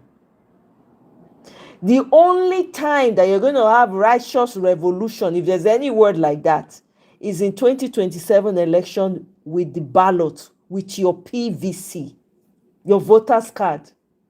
That's the only way. So we need numbers. They're going to rig. They're going to rig. They're going to do a lot of things. But if the critical mass comes out, that rigging will not work. I hope you are talking to your people back home. I hope you are calling your village people and mobilizing them. This is how we're going to win this. America not they involved again now. They don't remove their soldiers. The lobbying when they do don't work. Okay? So we must know what we they do. 2027 is a date, a year for Nigeria to change its destiny. Oh my God. You people don't know what this man is planning for you. You see the slavery of the last how many years, centuries behind could be child play compared to what is coming. You hear say Chinese people, they buy up land for the north and the middle belt. They mine una mineral resources.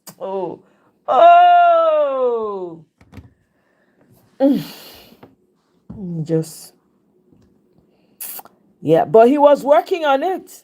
He don't care about black people, but he was actually working on it. He was actually taking out the terrorists. He was. Okay? So, yeah. He was, oh.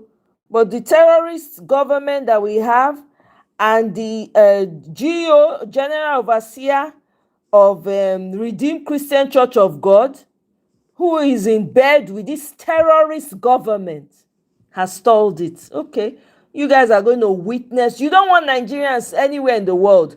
If Nigerians don't get the right person in, if the international communities do not remove their hand and stop meddling and stop taking the minerals from the soil in Nigeria and stop funding the crisis in Nigeria, you guys should not cry when when people start pouring into your countries.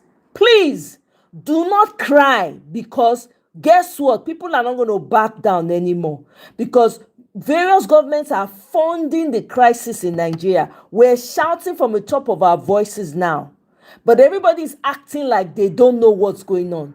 The British government came out the other day and was saying they were congratulating the fraud of election that's going on. The fact that this man is eroding democracy in Nigeria, the British government came out and was congratulating this terrorist APC government in power. It's all game and fun. If anything happens and Nigeria does not, we do the elections and the international community is busy siding with the terrorist government, you guys should not cry when you see the pouring in of Nigerians from everywhere. We will remind the international community. We don't want to hear that Nigerians are being unalived in this country, or they are fighting, Nigerians are doing this, because we warned you people. Do you know what it is to destabilize over 200 million people in a country? You don't even know. We are not even 250. We are much more than 250 million, by the way. Okay. History will record that we shouted. Grant. So we've encouraged Nigerians as best as we could. What is within our hands, I have given. And I keep giving. And those are the things we've done. I remember giving for TB when I heard there's so much TB cases. I gave 2 billion. Exactly, Oriyomi. Do you know it was Adeboye that sent that advised them to do that? It was Adeboye. He said it himself. So those are the things we've been doing and making sure we can make sure that whatever this government is trying to do, that it will see the light of the day. Okay. We're trying to give hope. So that's it. So this guy was mimicking your first lady. Nigerian first lady. First lady Sonu. Get it. Okay, your pastors, pastorpreneurs. When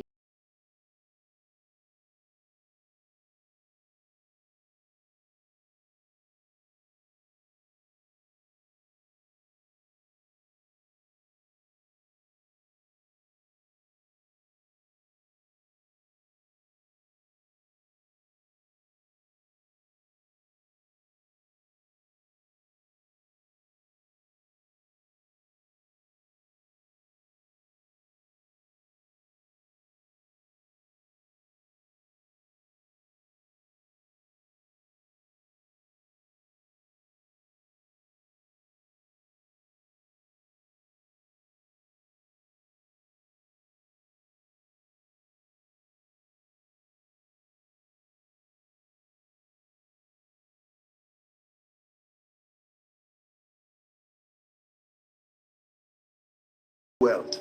Find out. Yep. No lies told.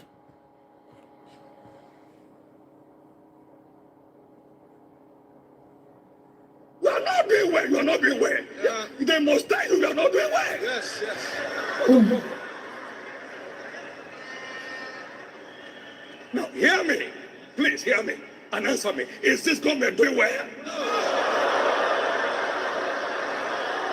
What's the problem?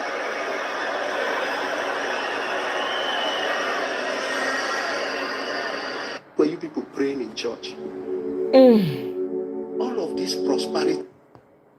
That's it. Listen to this. For anyone who has the history of the world, you will realize that all through history, societies have always been saved by those who have the courage to voice uncomfortable truths. You must stand up to speak truth, because we have leaders just like we have right now in Nigeria, especially regarding these problems that affect us: Islamic terrorism, the genocide of Christians in their communities, and general pervasive insecurity in Nigeria. We have this kind of problems with failure of leadership. And in our case, in the Middle Belt, we have this problem because of the complicity of our leadership. And that brings me to Benue State. Just like Plateau State, we have a leader who is completely in bed with our enemies, the Fulani militia, more than his own people. And I'm talking precisely about Governor Hyacinth Alia. This is a supposed Catholic priest whose first responsibility, he has a dual responsibility of being the defender of the state and the defender of faith. But he has chosen more often to side with our killers, and I'll tell you. Firstly, when Alia was contested for governor in Benue State in 2022, when he started, I was a PSA in Otum's administration. I was a PSA for just 3 years, 2020 and 2023. And so I can bear responsibility for, just that period, 2020 and 2023, 3 years. And I was not just a PSA. In that 2022, I was appointed as the spokesperson and director of media and publicity of the Samuel Otum Senatorial Campaign Organization. So in the history of Benue politics, I started quite early. I have been working time and again in campaign organizations. So I've never been involved as this sort of youth that hold banners and go to campaign rally and raise banners. No, I've always been involved in a campaign organization, in the kitchen cabinet of campaign. I started in 2003, when I was coordinator of youth and student of the ACME campaign organization. And then my last, of course, campaign responsibility was the director of media and publicity of Samuel Otum campaign organization. Now, like most Benue people, I also have my misgivings with Otum, because he has really, for me, I consider, just like many Benue people, that he has fallen below par in human resource development, in capital development, and even welfare of the people. But one thing you can never, ever take away from him is the fact that he stood his ground on this matter of insecurity and Fulani insurgency in Benue State. If Alia was in Otum's position at that time, he could have sold out Benue completely, because Otum was under pressure from a Fulani president who was the grand patron and life patron of Miati Allah. General Buhari was the president. Alia is in a better position now by having Tinubu, a Yoruba man, as president, who he should align with to nip this rubbish in the butt, but he has rather chosen to team up with these guys every step of the way. Now, he started it just barely a month when he became governor. Barely a month, in 2023, when he became governor by June, one of the first trips he made was to go to Sokoto and prostrate before the Sultan of Sokoto and call him daddy. Since when have you known this guy? I could swear that he has never known anything about the Sultan of Sokoto before he came up for that election. But when he came up for that election, and the Fulani supported him massively, so much financing, the next thing was to go back. At that point, he has never called Akume, who is older than the Sultan of Sokoto, who brought him actually daddy. He has never to Chief Daddy, he has never called the Chief Daddy. When he traveled to Sokoto, we are not under the jurisdiction of the Caliphate. Benue State is not part of the Caliphate. We defeated the Caliphate. And so that is an extended content on all of us. That you go and bow down to the Sultan, and then the Sultan was making the joke of being the vessel of the Fulanis. That's an insult. We are not. But that was what the governor, the kind of contempt and disdain that the governor brought upon all of us. Now, going for that, the first thing he did when he came in was to weaken our open grazing prohibition law, and then to dispose of all the vehicles, all the trucks that were obtained during the Otum's administration, to confiscate some of these cattle who strayed into Benue territories. He made the haulage vehicles of Benue links. That is, that aside, every step of the way, he blamed the communities where Fulani attacked rather than the Fulani. When Yewata happened, he blamed us. The chairman of Guma first, who is his agent in Guma, first walked into Yewata community, pocketed his hands, and was addressing the people and telling the people that they should be blamed for what befell them. At that point, that morning, the Yewata soil was still soaked in blood. People were still crying in various locations within Yewata. The dead were just lying on different grounds in Yewata. But the guy came and said, we should be blamed. He said, Balong people, he should be blamed when Fulani killed them. Sent to Turan people in Krandi and every other place. But when this Fulani guy was killed, the Ardoricos, the first thing he did was to blame Benue people. He didn't blame the Fulani community. He blamed and asked for investigation to fish out those guys had to be dealt with. Now you could think that the governor of Benue State is not a strong guy. You need to see how he describes Benue people. Uboko Tijija, all those very contentious names. You go to a church and be saying, George Uboko, and be threatening the Tim Uboko, and be saying you kill him, you destroy, the former speaker Dajo, you destroy this and that. And then when he goes out and meet the Fulani governors, he begins to become like their own boy. Look, Benue in Nigeria is the buckle of the Middle Belt. If you lose Benue, Nigeria will collapse. So Benue is like California in the US, it's like Texas in the US. But that is what he has been bringing upon us. A Fulani man, former Minister of Foreign Affairs, Tuga, called him out on Piers-Morgan on census and said, if there's anything like genocide, the governor of Benue State should come out and say it to the world. 24 hours later, he came out to deny any form of genocide in Benue and describe it as skirmishes and describe it as a farmer-headed crisis. Can you see the betrayal? So we've been placed in a state of embarrassment. Some of us who are out here advocating, a lot of people accost us and say they're so disappointed in our governor that this is his position. You become so embarrassed. Extremely very embarrassed. And then this guy goes out against a bishop. The bishop, let me tell you, the Bishop Anagbe is well respected 100 times in the US, for instance, than the governor. If Bishop Anagbe, for instance, is coming to the US, a US delegation wait for him at the airport. Earlier, we whisked him to a US airport without anybody knowing him. He may get 1 or 2 baby guys who may wait for him at the airport to receive him. You know, this guy arranged his minions, his aides, to desecrate the office of the bishop. And that's the Catholic priest. And so you see, whatever Alia is doing now, you understand why the canon law of the Catholic Church prohibits priests from going into politics. You see it. Because as a Christian, as a Catholic, ask yourself, has Alia at every point in time stood up to the body of Christ, to defend the body of Christ, or as a good representative or ambassador for the body of Christ? No.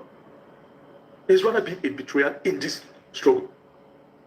He said he doesn't want to share any money with the stakeholders, that's people that brought him, gave him the ticket, free of charge of APC. But then, Benue's money has gone to the Fulanis, empowering them. Why am I saying that? It was the biggest contractors in Benue. And people align with terrorism. The contractors who are doing the underpasses, his biggest ever projects, are aligned with terrorism, their history. Bahas, go and look at the directors. Who are the directors? Who are the proprietors of those companies? They have history of alignment with terrorism. Go look at the guy who was renovating the House of Assembly, Gerewa, and some roads, a Fulani contractor who's building the state secretariat in Gombe State. There are a lot of reputable chief contractors. He never patronized them. He's been patronizing Fulani and terrorist-inclined contractors and going against the valid bidding process. Not putting all those things to competitive bidding. He gave it. So he has been empowering our enemies over time. We have to tell ourselves this bitter truth. I don't care if he has built a road there or he has built. The first responsibility of government is security. And the governor should be seen securing his people. It's not all about telling us that he knows the algorithm, he knows what he's doing. No, we have to see him doing it. If we solve it, let's see that our governor has stood up, has challenged these people. He has called them by their names. It gives you hope. It strengthens you. But the governor has never called the name Fulani. He has never called the name genocide. And when we erected the genocide memorial in Yewata, he wanted to stop people from going for the unveiling. On the eve of the unveiling, he declared a phantom emergency sanitation. But you see, some of us were faster and were sharper. I built the genocide memorial, courtesy of my organization in the US, Equipped and Persecuted. I never let anybody know that was a genocide memorial. We started with the cross. And so I brought Bishop in just 4 days to the unveiling, knowing that Bishop will always agree with me as long as it has to do with the interest of our people against this genocide. I brought Bishop in 4 days to the unveiling. And then 2 days to the unveiling was when we now met in public. That this is what we're doing, unveiling, we're going to unveil the names. And then a day to the unveiling, the guy just declared emergency sanitation to stop everybody. So many people, you guys need to call Alia out. He's been a sellout, we'll be so quiet about it. This is the time to start calling him out. We don't care. The people he said every time to insult people, those are people who have nothing to lose because they are contented with their situation. And unfortunately, many of them can never even go back to their villages. But because of people, they go all about insulting Benue people, saying they're defending Alia. And then you guys are shouting all over, no Alia, no Benue. Benue is not existing. Benue is on the edge of precipice. It's sliding into extinction. There are a lot of ungoverned spaces in Benue. Many ungoverned spaces that government officials cannot even go. And then you guys continue to shout no Alia, no Benue. So this is the first of several outings. We have to call the Benue state governor out. He needs to either stand up with his people well-defined or aligned, very well-defined as he has been doing with the terrorists. So this is one of several editions I'm going to bring on this issue.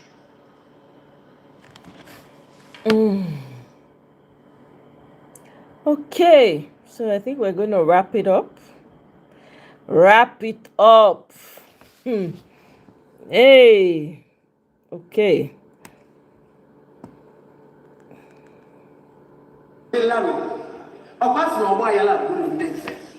Mana tata dị mụọ anyị si n'ọgba ayala ma akụzi ụlọ ndị nze maka gịnị anyị achọgwo ka anyị mee ya ka ọ dị right kedu onye ga-emela anyị ka ọ dị right Okwute Peter Obi unu achọrọ ya ya na kwa nkwasị ya kwa nkwasị onye anyị chọrọ onye na onye anyị pụtabanụ ka anyị jee n'ebe ọ ga-adịla anyị mma biko na asị nka ntụ ọnụ kedu onye na-ekwu maka ya Peter Obi Okwute ndị Ojebe na kedu ibe m ya nwa ọsọ kwankwaso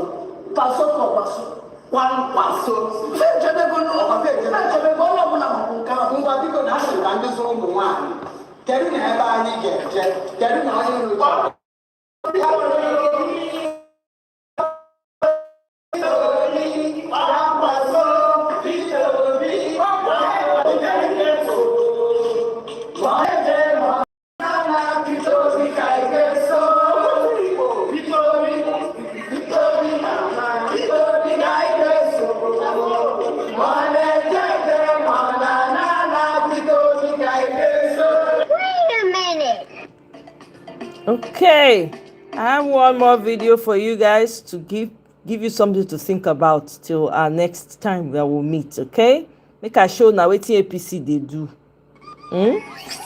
See see the bananas, see the monkeys. This is exactly what APC government headed by Tinubu himself, the drug baron, RCCG church people, their GO, all of them. This is what they are doing to Nigeria. See Ali Baba and the 40 thieves. This is what they are doing.